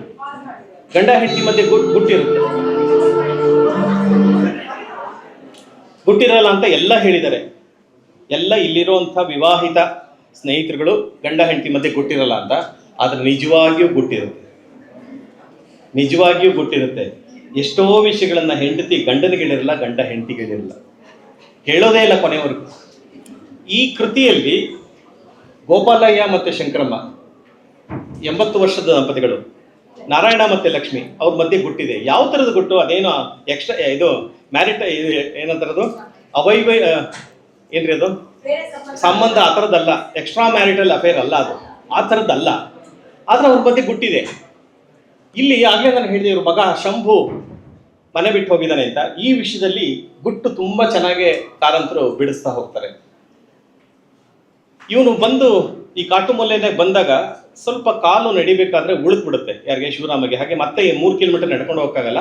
ಇನ್ನೊಂದು 2 ದಿವಸ ನೀವು ಇಲ್ಲೇ ಇರಿ ಅಂತ ಗೋಪಾಲಯ್ಯ ಅವನನ್ನು ಬಿಟ್ಟು, ನನ್ನ ಹೆಂಡತಿ ಒಬ್ಬಳೇ ಇದ್ದಾಳಲ್ಲಿ, ಅವಳು ಒಬ್ಬಳೇ ಇರೋಕ್ಕಾಗಲ್ಲ, ನಾನು ಹೋಗ್ತೇನೆ ಅಂತ ಹೊರಟೋಗ್ತಾನೆ. ಇವನು ಇಲ್ಲೇ ಉಳ್ಕೋತಾನೆ. 2 ದಿವಸ ಇದ್ದಂಥ ಸಂದರ್ಭದಲ್ಲಿ ಮೊದಲನೇ ಗುಟ್ಟು ಆಚೆಗೆ ಬರುತ್ತೆ. ಯಾರಿಂದ? ಲಕ್ಷ್ಮಿಯಿಂದ ಆಚೆ ಬರುತ್ತೆ. ಲಕ್ಷ್ಮಿ ಏನು ಹೇಳ್ತಾಳೆ, ಇವ್ರ ಮಗ ಶಂಭು ಹೊರಟೋಗಿದ್ದಾನೆ, 12 ವರ್ಷ ಆಯಿತು, ಹಿಂತಿರುಗಿ ಬರಲಿಲ್ಲ ಅಂತಾನೆ. ಆ ವ್ಯಕ್ತಿ ಹೇಗೆ? ಶಂಭು ಒಳ್ಳೆಯವನ ಕೆಟ್ಟವನ? ಸುಮ್ಮನೆ ಕುತೂಹಲಕ್ಕೆ ಕೇಳ್ತಾನೆ. ಹೇಗೆ ಹೇಳೋದು ಒಳ್ಳೆಯವನು ಕೆಟ್ಟವ ಅಂತ? ನನಗೆ ಅಣ್ಣನ ಹಾಗೆ ಇದ್ದ, ಯಾವಾಗಲಾದರೂ ನಮ್ಮ ತೋಟಕ್ಕೆ ಇಲ್ಲಿಗೆ ಬರ್ತಾ ಇದ್ದ, ಜಮೀನಿಗೆ ಬರ್ತಾ ಇದ್ದ. ಯಾಕೋ ಗೊತ್ತಿಲ್ಲ, ಒಂದು ದಿವಸ ನನ್ನ ಹೆಗಲ ಮೇಲೆ ಕೈ ಹಾಕಿದ. ನಮ್ಮನೇಲಿ ನನ್ನ ಗಂಡ ಇರಲಿಲ್ಲ. ನಾನು ಹೇಳಿದೆ, ನೋಡಿ ಹೀಗೆಲ್ಲ ಮಾಡೋದು ಸಭ್ಯತೆ ಅಲ್ಲ ಅಂತ ಹೇಳಿದೆ. ಹೊರಟೋದ. ಅದರ ಕೆಲವು ದಿವಸಗಳಲ್ಲಿ ಬರಲೇ ಇಲ್ಲ ಈ ಕಡೆ. 1 ವಾರ 15 ದಿವಸಕ್ಕೆ ಊರನ್ನೇ ಬಿಟ್ಟು ಹೊರಟೋದ. ನನಗೆ ಈಗಲೂ ಕಾಡ್ತಾ ಇದೆ, ಅವನು ಯಾವ ದೃಷ್ಟಿಯಿಂದ ನನ್ನ ಹೆಗಲ ಮೇಲೆ ಕೈ ಹಾಕ್ದ? ಸಹೋದರಿ ಅನ್ನೋ ದೃಷ್ಟಿಯಿಂದ ಹಾಕಿದ್ದ, ಅಥವಾ ಬೇರೆ ಏನಾದರೂ ಕೆಟ್ಟ ಅವನ ಮನಸ್ಸಿನಲ್ಲಿ ಇತ್ತ? ಗೊತ್ತಿಲ್ಲ ನನಗೆ. ಈ 12 ವರ್ಷನೂ ನನಗಿದು ಕಾಡ್ತಾ ಇದೆ, ಇದಕ್ಕೆ ಉತ್ತರ ಸಿಕ್ಕಿಲ್ಲ. ಅವ್ನು ಹಿಂತಿರುಗಿ ಬಂದಿದ್ರೆ ಕೇಳ್ತಾ ಇದ್ದೆ, ನಾನೇ ತಪ್ಪಾಗ್ಬಿಟ್ಟ, ಅವನ ಮೇಲೆ ಗದರ್ಕೊಂಬಿಟ್ಟೆ, ಹೀಗೆಲ್ಲ ಮಾಡೋದು ಸರಿಯಲ್ಲ, ನಿನ್ನ ತಂದೆ ಅಷ್ಟು ದೊಡ್ಡ ಮನುಷ್ಯರು, ನೀವು ನನ್ನ ಹೆಗಲ ಮೇಲೆ ಕೈ ಹಾಕಿದ್ರಲ್ಲ, ಇದು ಒಳ್ಳೇದಲ್ಲ ಅಂತ ಹೇಳಿದೆ. ಅವನು ತಲೆ ತಗ್ಗಿಸ್ಬಿಟ್ಟ, ಇದು ನನ್ನನ್ನು ಕಾಡ್ತಾ ಇದೆ ಅಂತ ಲಕ್ಷ್ಮಿ ಹೇಳ್ತಾಳೆ. ಇವನು ಶಂಭುವನ್ನೇ ನೋಡಿಲ್ವಲ್ಲ, ಹಂಗಾಗಿ ಇವನು ಅದಕ್ಕೇನು ಉತ್ತರ ಕೊಡೋಕ್ಕಲ್ಲ, ಸುಮ್ಮನೆ ಆಗ್ತಾನೆ. ಆಮೇಲೆ ನೆಕ್ಸ್ಟ್ ಮಾರನೇ ದಿವಸ ಇನ್ನೊಂದು ಗುಟ್ಟು, ಇದು ಯಾರಿಗಾದ್ರೂ ಗೊತ್ತಾ ಅಂತಾನೆ. ಇಲ್ಲ, ನಾನು ಯಾರಿಗೂ ಹೇಳಿಲ್ಲ, ನನ್ನ ಗಂಡನಿಗೂ ಇದನ್ನು ಹೇಳಿಲ್ಲ. ಮೊದಲನೇ ಗುಟ್ಟು. 2ನೇದು, ನಾರಾಯಣನ ಹತ್ರ ಮಾತಾಡ್ಬೇಕಾದ್ರೆ ನಾರಾಯಣ ಹೇಳ್ತಾನೆ, ಅಲ್ಲ ನೀವು ಬಂದಿದ್ದೀರಲ್ಲ ಇದಕ್ಕಿದ್ದಾಗೆ, ನೀವು ಏನಾದರೂ ಶಂಭುನ ನೋಡಿದ್ದೀರಾ ಸಿಟಿಯಲ್ಲಿ? ಇಲ್ಲ. ಅಲ್ಲ, ನೀವು ಅವರು ಸ್ನೇಹಿತರ? ಇಲ್ಲ. ಯಾಕೆ ಈ ಮಾತು ಕೇಳ್ತಾ ಇದ್ರಿ? ಅಲ್ಲ, ನನಗೇನೋ ಒಂದು ಅನುಮಾನ, ನೀವು ಅವನು ಸ್ನೇಹಿತರಾಗಿದ್ದು ಇಲ್ಲಿ ಹೇಗಿದೆ ವಾತಾವರಣ ಅಂತ ನೋಡ್ಕೊಂಬ ಅಂತ ನಿಮ್ಮನ್ನೇನಾದರೂ ಶಂಭು ಕಳಿಸಿದಾನ ಅಲ್ಲಿಗೆ? ಅದ್ಯಾಕೆ ಅನುಮಾನ ಬಂತು? ನೋಡಿ, ಇವ್ರು ಯಾವಾಗಲೂ ಹೇಳ್ತಾ ಇರ್ತಾರೆ, ಈ ಜಮೀನು ಏನಿದೆ, ಕಾಟುಮೂಲೆದ ಜಮೀನು ಏನಿದೆ, ಅದು ನಿನಗೆ ಕೊಡ್ತೀನಿ ಅಂತ ಹೇಳ್ಬಿಟ್ಟಿದ್ದಾರೆ. ಅಕಸ್ಮಾತ್ ಅವ್ರು ಶಂಭು ಬಂದರೆ ನಾನು ಈ ಜಮೀನು ಬಿಟ್ಕೊಡ್ಬೇಕಾಗತ್ತಲ್ಲ. ಅವನು ತನ್ನ ಗುಟ್ಟನ್ನು ನಾರಾಯಣ ಹೇಳ್ತಾನೆ, ನನಗೆ ಗೊತ್ತಿಲ್ಲ, ಅಕಸ್ಮಾತ್ ಮುಂದೆ ಏನಾದರೂ ಶಂಭು ಸಿಕ್ಕರೆ ಅವನಿಗೆ ಹೇಳ್ತೀನಿ. ಅವ್ರ ತಂದೆ ಮಾತು ಕೊಟ್ಟಿದ್ರಲ್ಲ, ಈ ಜಮೀನು ನಿಮ್ಮದೇ ಅಂತ ಮಾತು ಕೊಟ್ಟಿರಲಿ, ನಿಮ್ಮ ಹತ್ರ ಯಾಕೆ ಜಮೀನು ತಗೋತಾರೆ, ಬಿಡಿ, ನಿಮ್ಮ ಮಕ್ಕಳ ಹಾಗೆ ನೋಡ್ಕೊಂಡಿದ್ದಾರಲ್ಲ ಅಂತ ಅವನು ತಿಳಿ ಹೇಳ್ತಾನೆ. 2 ದಿವಸ ಆದಮೇಲೆ ಹಿಂತಿರುಗಿ ಈ ಮನೆಗೆ ಬರ್ತಾನೆ, ಶಂಕರಮ್ಮ ಗೋಪಾಲ ಈ ಮನೆಗೆ ಬಂದಾಗ. ಒಂದು ರಾತ್ರಿ 12 ಗಂಟೆ ಮಲಗಿರ್ತಾನೆ. ಶಂಕರಮ್ಮ ಇರ್ತಾರಲ್ಲ, 70 ವರ್ಷದವರು, ಒಂದು ದಿವಸ ಬಂದು ಇವನ್ನ ತಟ್ಟಿ ಏಳಿಸ್ತಾನೆ. ಯಾಕಮ್ಮ ಯಾಕೆ ಅಂತ ಹೇಳ್ತಾರೆ. 1 ನಿಮಿಷ ಬಾರಪ್ಪ ಅಂತ ಹೇಳ್ತಾರೆ. ಎಲ್ಲಿಗೆ ಅಂತ ಒಂದು ಕಿರುಕೋಣೆ ಅಂತ ಹೇಳ್ತೀವಿ ಆ ಮಲೆನಾಡುಗಳಲ್ಲಿ. ಅಲ್ಲಿ ಕತ್ತಲು ಕೋಣೆ ಕರ್ಕೊಂಡು ಹೋಗ್ತಾರೆ. ಕರ್ಕೊಂಡೋಗಿ ಅಲ್ಲೇನೋ ಒಂದು ಬುಟ್ಟಿಯಲ್ಲಿ ಬಚ್ಚಿಟ್ಟದಂಥ ಬಟ್ಟೆ ಗಂಟನ್ನು ತೆಗಿತಾರೆ. ಬಟ್ಟೆ ಗಂಟನ್ನು ತೆಗೆದು ಅದರಲ್ಲಿ ಕೆಲವು ಒಡವೆಗಳಿರುತ್ತೆ, ಅವಳು ಸರ, ಬಳೆ, ಕಿವಿ ಓಲೆ, ಅದನ್ನು ತಗೋಪ್ಪ ಅಂತ. ನನಗೆ ಯಾಕೆ ಕೊಡ್ತಾ ಇದ್ರಿ ಈ ಒಡವೆ ಅಂತ ಅಂತಾರೆ. ಇಲ್ಲ, ನನ್ನ ಮಗ ಈ ಮನೆ ಬಿಟ್ಟು ಹೋಗಬೇಕಾದ್ರೆ ಸ್ವಾತಂತ್ರ್ಯ ಚಳವಳಿಗೆ ಹೋಗ್ತಾ ಇದ್ದೀನಿ. ಗಾಂಧೀಜಿ ಈ ಕಡೆ, ಗಾಂಧೀಜಿ ಪುತ್ತೂರಿಗೆ ಬಂದಿದ್ದರು 1931 ಇಸ್ವಿಯಲ್ಲಿ. ಗಾಂಧೀಜಿ ಪುತ್ತೂರಿಗೆ ಮತ್ತು ಕರ್ನಾಟಕದ ಹಲವಾರು ಭಾಗಗಳಿಗೆ ಬಂದಿದ್ದರು, ನಂದಿಯಲ್ಲೂ ಉಳ್ಕೊಂಡಿದ್ರು. ಬಂದಾಗ ಅವ್ರು ಏನು ಹೇಳ್ತಾರೆ, ಎಲ್ಲರೂ ಉಚಿತವಾಗಿ ನಿಮ್ಮ ಮನೆಯಲ್ಲಿ ಏನಾದರೂ ದಾನ ಕೊಡಿ, ಒಡವೆ ಇರ್ಬೋದು, ಹಣ ಇರ್ಬೋದು, ಕೊಡಿ, ಸ್ವಾತಂತ್ರ್ಯ ಹೋರಾಟಕ್ಕೆ ಅದನ್ನು ಬಳಸ್ಕೋತೀವಿ ಅಂತ ಹೇಳಿ ಸಂಗ್ರಹ ಮಾಡಿದರು. ಆಗ ಬಂದಿದ್ರಂತೆ ಗಾಂಧೀಜಿ ಹೇಳಿದ್ದನ್ನು ನೋಡಿ ಪ್ರಭಾವಿತನಾಗಿ ನನ್ನನ್ನು ಕೇಳ್ದ, ನಿಂದೊಂದು ಒಡವೆ ಕೊಡಮ್ಮ, ನಾನು ಗಾಂಧೀಜಿ ಕೊಡ್ತೀನಿ ಅಂತ ಕೇಳಿದೆ. ನಾನು ಕೊಡಲ್ಲ ಅಂತ ಅಂದ್ಬಿಟ್ಟೆ. ಅದಕ್ಕೆ ಬೇಜಾರು ಮಾಡ್ಕೊಂಡು ನನ್ನ ಮಗ ಹೋಗ್ಬಿಟ್ಟಿರ್ಬೇಕು ಮನೆ ಬಿಟ್ಟು. ನೀನು ಎಲ್ಲಾದರೂ ನನ್ನ ಮಗ ಸಿಕ್ಕರೆ ಈ ಒಡವೆ ಇಟ್ಕೊಂಡು ಏನು ಮಾಡಲಿ, ಬಂಗಾರದಂತ ನನ್ನ ಮಗನೇ ಇಲ್ಲ, ಈ ಒಡವೆ ಇಟ್ಕೊಂಡು ನಾನೇನು ಮಾಡಲಿ, ಇದನ್ನು ಅವನಿಗೆ ಕೊಟ್ಬಿಡಪ್ಪ, ನೀನು ತೊಗೊಂಡೋಗು, ನೀನು ಊರಿಗೆ ಹೋಗ್ತಾ ತೊಗೊಂಡೋಗಿ ನನ್ನ ಮಗ ಸಿಕ್ಕರೆ ಅವನಿಗೆ ಕೊಟ್ಬಿಡು. ಇಲ್ಲಮ್ಮ, ನಿಮ್ಮಲ್ಲೇ ಇರಲಿ, ನನಗೆ ನಿಮ್ಮ ಮಗನ ನಾನು ನೋಡೇ ಇಲ್ಲ, ಯಾರು ಅಂತಾನೆ ಗೊತ್ತಿಲ್ಲ, ನಾ ಇಲ್ಲಿಗೆ ತೊಗೊಂಡೋಗ್ಲಿ, ಇಟ್ಕೊಳ್ಳಿ, ಆ ಥರ ಎಲ್ಲ ಇರಲಾರ್ದು ಅಂತ ಅವ್ರಿಗೆ ಸಮಾಧಾನ ಹೇಳ್ತಾನೆ. ಅಕ್ಕಿ ಕಣ್ಣಲ್ಲಿ ನೀರು ಹಾಕ್ತಾರೆ. ಮೊನ್ನೆ ಬೆಳಿಗ್ಗೆ ಅವ್ರು ಏನೋ ತೋಟ ನೋಡಲಿಕ್ಕೆ ಅಂತ ಗೋಪಾಲನ ಜೊತೆ ಹೋಗ್ತಾ ಇರ್ತಾರೆ. ಅವ್ರು ಕೇಳ್ತಾರೆ, ನೀವು ಸ್ವಾತಂತ್ರ್ಯ ಹೋರಾಟದಲ್ಲಿದ್ದೀರಾ ಶಿವರಾಮ್ ಅಂತ ಕೇಳ್ತಾರೆ. ಯಾಕೆ ಈ ಮಾತು ಕೇಳ್ತಾ ಇದ್ದೀರಿ? ಇಲ್ಲ, ನಿಮ್ಮ ಜೇಬಿನಿಂದ ಒಂದು ಚಿಕ್ಕ ಚೀಟಿ ಸಿಕ್ತು ನನಗೆ, ಕೆಳಗೆ ಬಿದ್ದಿತ್ತು, ಕಸ ಗುಡಿಸ್ಬೇಕಾದ್ರೆ ಸಿಕ್ತು. ಅದು ಹೋರಾಟದ ಕರಪತ್ರ, ಪಾಂಪ್ಲೆಟ್ ಸಿಕ್ತು. ಅದರಲ್ಲಿ ಬ್ರಿಟಿಷರೇ ದೇಶ ಬಿಟ್ಟು ತೊಲಗಿ ಅಂತೆಲ್ಲ ಬರೆದಿತ್ತು. ಆ ಚೀಟಿ ನೋಡಿದಾಗ ಅನ್ನಿಸ್ತು, ನೀವು ಸ್ವಾತಂತ್ರ್ಯ ಹೋರಾಟದಲ್ಲಿ ಇದ್ರಿ ಅಂತ ಅನ್ನಿಸ್ತು, ಫ್ರೀಡಮ್ ಫೈಟರ್ ಆಗಿರ್ಬೇಕು ನೀವು. ನಿಜವಾಗಿಯೂ ನಿಮಗೆ ನಮ್ಮ ಮಗ ಗೊತ್ತಾ? ಇಲ್ಲ, ನನಗೆ ಗೊತ್ತಿಲ್ಲ. ಅಲ್ಲ, ಅವನು ಸ್ವಾತಂತ್ರ್ಯ ಹೋರಾಟಕ್ಕೆ ಅಂತ ಹೋಗಿರಬೇಕು, ಯಾಕೆ ಹಂಗೆ ಅಂದ್ಕೋತೀರಿ? ಇಲ್ಲ, ಅವ್ನು ನನ್ನ ಕೇಳ್ದ, ನಾನು ಸ್ವಾತಂತ್ರ್ಯ ಹೋರಾಟಕ್ಕೆ ಹೋಗಿ ಸ್ವಲ್ಪ ದಿವಸ ಗಾಂಧೀಜಿ ಜೊತೆ ಇರ್ತೀನಿ ಅಂತ ಕೇಳ್ದ. ನಾನು ಹೇಳಿದೆ, ಈ ತೋಟ ಗದ್ದೆ ಎಲ್ಲ ಬಿಟ್ಟು ಎಲ್ಲಿಗೆ ಹೋಗ್ತೀನಿ ನೀನು, ಯಾಕೆ ಸ್ವಾತಂತ್ರ್ಯ ಹೋರಾಟಕ್ಕೆ ಹೋಗಬೇಕು, ಬೇಡ ಅಂತ ಹೇಳಿದೆ. ಅವನಿಗೆ ನಾನು ಇಂಗ್ಲೀಷ್ ಓದೋದಕ್ಕೆ ಕಲಿಸ್ಬಿಟ್ಟಿದ್ದೆ. ಮಂಗಳೂರಿಗೆ ಹೋಗಿ ಇಂಗ್ಲೀಷ್ ಪಾಸ್ ಮಾಡಿದ್ದ BA ನಲ್ಲಿ. ಇಂಗ್ಲೀಷ್ ಓದಿದ್ರಿಂದ ಅವನು ತಲೆ ಕೆಟ್ಟು ಹೋಯ್ತು. ಹಾಗಾಗಿ ಅವನು ನಮ್ಮನ್ನೆಲ್ಲ ಬಿಟ್ಟು ಹೊರಟೋದ. ನಾನು ಹೋಗ್ಬಾ ಅಂತ ಹೇಳಿದ್ರೆ ಹೋಗಿ ಹಿಂತಿರುಗಿ ಬರ್ತಿದ್ದ, ಬೇಡ ಅಂತ ಹೇಳಿದ್ರಿಂದ ಹೋಗಿ ಬಿಟ್ಟ, ಮತ್ತೆ ಬರಲೇ ಇಲ್ಲ. ಇದು ಯಾರಿಗಾದ್ರೂ ನಿಮ್ಮ ಮನೆಯವ್ರಿಗೆ ಗೊತ್ತಾ ಈ ವಿಚಾರ? ಇಲ್ಲ, ಗೊತ್ತಿಲ್ಲ. ಶಂಕರಮ್ಮನು ಹೇಳ್ತಾರೆ, ಒಡವೆ ಕೇಳಿದ್ದು ನಿಮ್ಮ ಗಂಡನಿಗೆ ಗೊತ್ತಾ? ಇಲ್ಲ, ಗೊತ್ತಿಲ್ಲ. ಅಂದರೆ ಈ 4 ದಂಪತಿಗಳ ಮಧ್ಯೆ ಒಂದು ಸೀಕ್ರೆಟ್ ಇರುತ್ತೆ. ನಾನು ಅಂದರೆ ಇದು ತುಂಬ ಅಪರಾಧ ಆಗುವಂಥ ಸೀಕ್ರೆಟ್ ಅಲ್ಲ. ಎಷ್ಟೋ ಗುಟ್ಟುಗಳನ್ನು ನಮ್ಮ ಒಳಗೆ ಇಟ್ಕೊಂಡಿರ್ತೀವಿ, ಹೇಳೋದು ಸಂದಿಗ್ಧ ಅಂತ ಕರಿತೀವಿ, ಧರ್ಮ ಸೂಕ್ಷ್ಮ ಅಂತ ಕರಿತೀವಿ ನಮ್ಮ ಪದಗಳಲ್ಲಿ. ಕೆಲವು ಹೇಳೇ ಇರಲ್ಲ. ಅವ್ನಿಗೆ ಅನಿಸುತ್ತೆ ಹೌದು ದಂಪತಿಗಳದು ಅಂತ. ಕೊನೆಗೆ ಏನು ಮಾಡ್ತಾನೆ, ಅದನ್ನು ಮಾಡಿ ಅವ್ರ ಜೊತೆ ಒಂದು ವಾರ ಇರ್ತಾನೆ, ಅವ್ರಿಗೆಲ್ಲ ಸಮಾಧಾನ ಹೇಳ್ತಾನೆ, ಮಗ ಬರ್ತಾನೆ ಬಿಡಿ ಅಂತ ಅವ್ರ ಅಮ್ಮನಿಗೂ ಹೇಳ್ತಾನೆ, ತಂದೆಗೂ ಹೇಳ್ತಾನೆ, ನಾರಾಯಣ ಲಕ್ಷ್ಮಿಗೂ ಸಮಾಧಾನ ಮಾಡ್ತಾರೆ. ಇವರು ಮತ್ತೆ ಕೇಳ್ತಾನೆ ಗೋಪಾಲಯ್ಯನನ್ನ, ಅಲ್ಲ ನಾರಾಯಣನಿಗೆ ಸ್ವಲ್ಪ ಅನುಮಾನ ಇದೆ, ನೀವೇನಾದರೂ ನಿಮ್ಮ ಮಗ ಹಿಂತಿರುಗಿ ಯಾವತ್ತಾದ್ರೂ ಬಂದರೆ ಆ ಜಮೀನನ್ನು ನೀವೇ ಇಟ್ಕೋತೀರಾ, ಅವ್ರಿಗೆ ಕೊಡ್ತೀರಾ ಅನ್ನೋ ಅನುಮಾನ ಇದೆ. ಒಂದು ಸರಿ ಅವನಿಗೆ ಮಾತು ಕೊಟ್ಟಿದ್ದೀನಿ, ಈ ಜಮೀನು ನಿಂದಪ್ಪ ಅಂತ. ನನ್ನ ಮಗ ಹಿಂತಿರುಗಿ ಬಂದರೂ ಕೂಡ ನನ್ನ ಮಗನ ಆಸ್ತಿ ಯಾವುದು, ನಮ್ಮ ತಂದೆ ಮಾಡಿದ್ದು, ಪಿತ್ರಾರ್ಜಿತವಾಗಿ ಬಂದದ್ದು ನನ್ನ ಮಗನಿಗೆ ಹೋಗ್ಬೇಕು. ಅದನ್ನು ನಾನು ಯಾರಿಗೂ ಕೊಡೋಕ್ಕಾಗಲ್ಲ, ಯಾಕೆಂದರೆ ಅದು ಅವ್ನ ರೈಟ್. ಆದರೆ ನಾನು ಸ್ವಯಾರ್ಜಿತ, ನಾನು ದುಡ್ದದ್ದು ನಾರಾಯಣಗೆ ಕೊಟ್ಟಿದ್ದೀನಿ, ಅವನಿಗೆ ಕೊಡ್ತೀನಿ. ನನ್ನ ಮಗ ಬಂದ್ರೂ ನಾನು ದುಡ್ದದ್ದು ನಾರಾಯಣಗೆ ಕೊಡ್ತೀನಿ ಅಂತ ಹೇಳ್ತಾನೆ. ನಾರಾಯಣನಿಗೂ ಈ ಮಾತು ಹೇಳಿದಾಗ ಅವನಿಗೂ ಸಂತೋಷ ಆಗುತ್ತೆ, ಲಕ್ಷ್ಮಿಗೂ ಸಮಾಧಾನ ಹೇಳ್ತಾನೆ. ಹೇಳಿಬಿಟ್ಟು ಅವಳಿಗೆ ಹೇಳ್ತಾನೆ, ನಾನು ಶಂಭು ಸ್ನೇಹಿತ ಅಲ್ಲ, ನನಗೇನು ಪರಿಚಯ ಇಲ್ಲಮ್ಮ, ನೀವೇನು ಮನಸ್ಸನ್ನು ಅಂದ್ಕೋಬೇಡಿ, ಬರ್ಬೋದು ಯಾವತ್ತಾದರೂ ಒಂದು ಶಂಭು ಅಂತ ಹೇಳಿಬಿಟ್ಟು ಒಂದು ದಿವಸ ಏನೋ ಹೊರಡ್ತಾನೆ ಅಲ್ಲಿಂದ. ಇಲ್ಲಿಗೆ ಕಾದಂಬರಿ ಮುಗಿಯುತ್ತೆ. ನಾನು ಕಾದಂಬರಿಯಲ್ಲಿ ಇನ್ನೊಂದು ಕೊನೆಯ 3 ನಿಮಿಷ ಸೇರಿಸಿದ್ದೀನಿ. ಅಂದರೆ 1935ನಲ್ಲಿ ಬರೆದಂಥದ್ದು, ನಾನು ಮಾಡಿದಾಗ 2010ನಲ್ಲಿ ಯಾಕೆ ಆ ಕಾದಂಬರಿಯನ್ನು ಮಾಡಿದೆ ಅನ್ನೋ ಕಾರಣಕ್ಕೋಸ್ಕರ ನಾನೊಂದಿಷ್ಟು ಸೇರಿಸಿದ್ದೀನಿ. ನಾನು ಆಗಲೇ ಹೇಳಿದಾಗೆ ಒಂದು ವಾರ ಯಾರೋ ಗೊತ್ತಿಲ್ಲದೆ ಇರುವಂಥ ವ್ಯಕ್ತಿಯನ್ನು ಮನೆಯಲ್ಲಿಟ್ಟುಕೊಂಡು ಆಶ್ರಯ ಮಾಡಿ, ಮಗನ ಹಾಗೆ ನೋಡಿ, ಊಟ ತಿಂಡಿ ಹಾಕಿ, ಎಣ್ಣೆ ಸ್ನಾನ ಮಾಡಿಸಿ, ಚೆನ್ನಾಗಿ ನೋಡಿಕೊಂಡಂಥ ಒಂದು ಅತಿಥಿ ಪರಂಪರೆ. ಅತಿಥಿ ದೇವೋಭವ ಅಂತ ನಮ್ಮ ಪರಂಪರೆಯಲ್ಲಿ, ಭಾರತೀಯ ಪರಂಪರೆಯಲ್ಲಿ ಬಹಳ ಮುಖ್ಯ. ಮನೆಗೆ ಬಂದ ಅತಿಥಿಗಳನ್ನ ದೇವ್ರ ಹಾಗೆ ನೋಡಬೇಕು, ಅತಿಥಿ ದೇವೋಭವ ಅನ್ನೋಂಥದ್ದು. ಆದರೆ ಇವತ್ತು ಅತಿಥಿ ದೇವೋಭವ ಇದೆಯಾ? ನಾವು ಯಾರಾದರೂ ಒಬ್ಬರು ಬಂದರೆ, ಹಳ್ಳಿಗಳೇ ತಗೊಳ್ಳಿ, ಸಿಟಿ ಅಂತ ಅಷ್ಟೇ ಅಲ್ಲ, ಯಾವ ಊರಿಗಾದರೂ ಒಬ್ಬ ಅತಿಥಿ ಬಂದರೆ ಒಂದು ರಾತ್ರಿ, ಎಷ್ಟೋ ಮನೆಗಳಲ್ಲಿ ನಾನು ನೋಡಿದ್ದೀನಿ, ಎಷ್ಟೋ ಊರುಗಳಲ್ಲಿ ನೋಡಿದ್ದೀನಿ, ಅತ್ತೆ ಮಾವ ಅಲ್ಲೇ ಇರ್ತಾರೆ, ಹೋಟೆಲ್ದಾಗ ರೂಮ್ ಮಾಡ್ಕೊಂಡಿರ್ತಾರೆ. ಅಳಿಯ ಬಂದರೆ ಮಗಳು ಮನೆಗೆ ಹೋಗಿ ಬರ್ತಾರೆ. ಅಂಥ ಒಂದು ಸನ್ನಿವೇಶದಲ್ಲಿ ನಾವು ಬದುಕ್ತಾ ಇದ್ದೀವಿ. ಸಂಬಂಧಗಳೇನಾಗಿದೆ? ವಿ ಹ್ಯಾವ್ ಲಾಸ್ಟ್, ರಿಲೇಷನ್ಶಿಪ್ಸೇ ಇಲ್ಲ. ಈ GS ಶಿವರುದ್ರಪ್ಪನವರು ಬಹಳ ದೊಡ್ಡ ಕವಿಗಳು, ಅವರೊಂದು ಮಾತು ಹೇಳ್ತಾರೆ. ಈಗ ನೋಡಿ, ನಿಮ್ಮಲ್ಲಿ ಎಷ್ಟು ಜನ ನಿಮ್ಮ ತಂದೆ ತಾಯಿಗಳಿಗೆ ನೀವು ಒಬ್ಬರು ಮಕ್ಕಳ 2 ಮಕ್ಕಳ ಗೊತ್ತಿಲ್ಲ, ಅಕಸ್ಮಾತ್ ನೀವು ಒಬ್ಬರೇ ಮಕ್ಕಳು ಇದ್ದರೆ ಈ ಸಭೆಯಲ್ಲಿ ಒಬ್ಬರೇ ಮಗನೋ ಒಬ್ಬನೇ ಮಗಳೋ ನಿಮ್ಮ ಅಪ್ಪ ಅಮ್ಮನಿಗಿದ್ರೆ ನಿಮ್ಮ ಗಂಡ ಇಲ್ಲ, ತಮ್ಮ ಇಲ್ಲ, ತಂಗಿ ಇಲ್ಲ, ಅಕ್ಕ ಇಲ್ಲ. ಆಗ ನಿಮಗೆ ಅಣ್ಣ ಮದುವೆ ಆದರೆ ಅತ್ತಿಗೆ ಬರ್ತಾ ಇದ್ರು. ನಿಮ್ಗೆ ಅತ್ತಿಗೆ ಯಾವತ್ತೂ ಬರೋದೇ ಇಲ್ಲ ನಿಮ್ಮ ಲೈಫಲ್ಲಿ. ತಮ್ಮ ಮದುವೆ ಆಗಿದ್ದಿದ್ರೆ ಷಡ್ಕ ಬರ್ತಾ ಇದ್ದ, ತಂಗಿ ಮದುವೆ ಆಗಿದ್ರೆ ಷಡ್ಕ, ನಾದಿನಿ. ಅಂದರೆ ಒಟ್ಟು ನಮ್ಮ ಭಾಷೆಯಲ್ಲಿ ಸುಮಾರು 20 ಸಂಬಂಧ ಸೂಚಕ ಪದಗಳಿದೆ. ಅಪ್ಪ, ಅಮ್ಮ, ಅಣ್ಣ, ತಮ್ಮ, ಚಿಕ್ಕಪ್ಪ, ಚಿಕ್ಕಮ್ಮ, ದೊಡ್ಡಪ್ಪ, ದೊಡ್ಡಮ್ಮ, ಅತ್ತೆ, ಮಾವ, ಮೈದುನ, ನಾದಿನಿ, ಷಡ್ಕ, ಭಾವ, ಮೈದುನ. ಹೀಗೆ ನೀವು ಲೆಕ್ಕ ಹಾಕ್ತಾ ಪಟ್ಟಿ ಮಾಡಿ. ಇದೇ ಪ್ರಾಜೆಕ್ಟ್ ರಿಪೋರ್ಟ್, ಇನ್ನೇನು ಬೇರೆ ಪ್ರಾಜೆಕ್ಟ್ ರಿಪೋರ್ಟ್ ಮಾಡಬೇಕಾಗಿಲ್ಲ. ಈ ಒಂದು 20-25 ಸಂಬಂಧ ಸೂಚಕ ಪದಗಳಿದಾವಲ್ಲ, ಇನ್ನು 15-20 ವರ್ಷದಲ್ಲಿ ಇದರಲ್ಲಿ ಉಳ್ಕೊಳ್ಳೋದು 4 ಉಳ್ಕೊಳ್ಳುತ್ತೆ. ಯಾವ್ಯಾವ್ದು ಹೇಳಿ? Aunty, uncle. ಅತ್ತೆನೂ ಆಂಟಿ, ಚಿಕ್ಕಮ್ಮನೂ ಆಂಟಿ. ಹೌದಮ್ಮ? ಆಗುತ್ತಾ? ಹೇಗಾಗುತ್ತೆ? ಅತ್ತೆ ಸಂಬಂಧ, ಚಿಕ್ಕಮ್ಮನ ಸಂಬಂಧ ಬೇರೆ ಬೇರೆ, ಹೌದಾ ಅಲ್ವಾ? ಚಿಕ್ಕಮ್ಮನ ನಮ್ಮ ಚಿಕ್ಕ ತಾಯಿ ಹಾಗೆ ನೋಡ್ತೀವಿ, ಅತ್ತೆನ ತಾಯಿ ಅಂತ ನೋಡ್ತೀವಿ ಯಾವತ್ತಾದ್ರು. ಮತ್ತೆ ಯಾಕೆ ನೀವು ಆಂಟಿ ಅಂತ ಕರಿತೀರಿ? Just imagine, it's a very serious problem. ಅಕಸ್ಮಾತ್ ಈಗ ಯಾರಾದರೂ ನಿಮ್ಮಲ್ಲಿ ಅಂಕಲ್ ಆಂಟಿ ಬಳಸ್ತಾ ಇದ್ರೆ please stop using aunty and uncle. ಮಾವನ ಮಾವ ಅಂತ ಕರೀರಿ, ಅತ್ತೆನ ಅತ್ತೆ ಅಂತ ಕರೀರಿ, ಚಿಕ್ಕಪ್ಪ ಅಂತ ಕರೀರಿ, ದೊಡ್ಡಪ್ಪ ಅಂತ ಕರೀರಿ. ಈ ಎರಡೂ ಸಂಬಂಧ ಸೂಚಕ ಪದಗಳು ಇಡೀ ನಮ್ಮ ಸಂಸ್ಕೃತಿಯನ್ನು ಹಾಳು ಮಾಡ್ತಾ ಇದೆ. ಅದ್ರ ಬಗ್ಗೆ ಈ ಕಾದಂಬರಿ ಮಾತಾಡ್ತೀವಿ.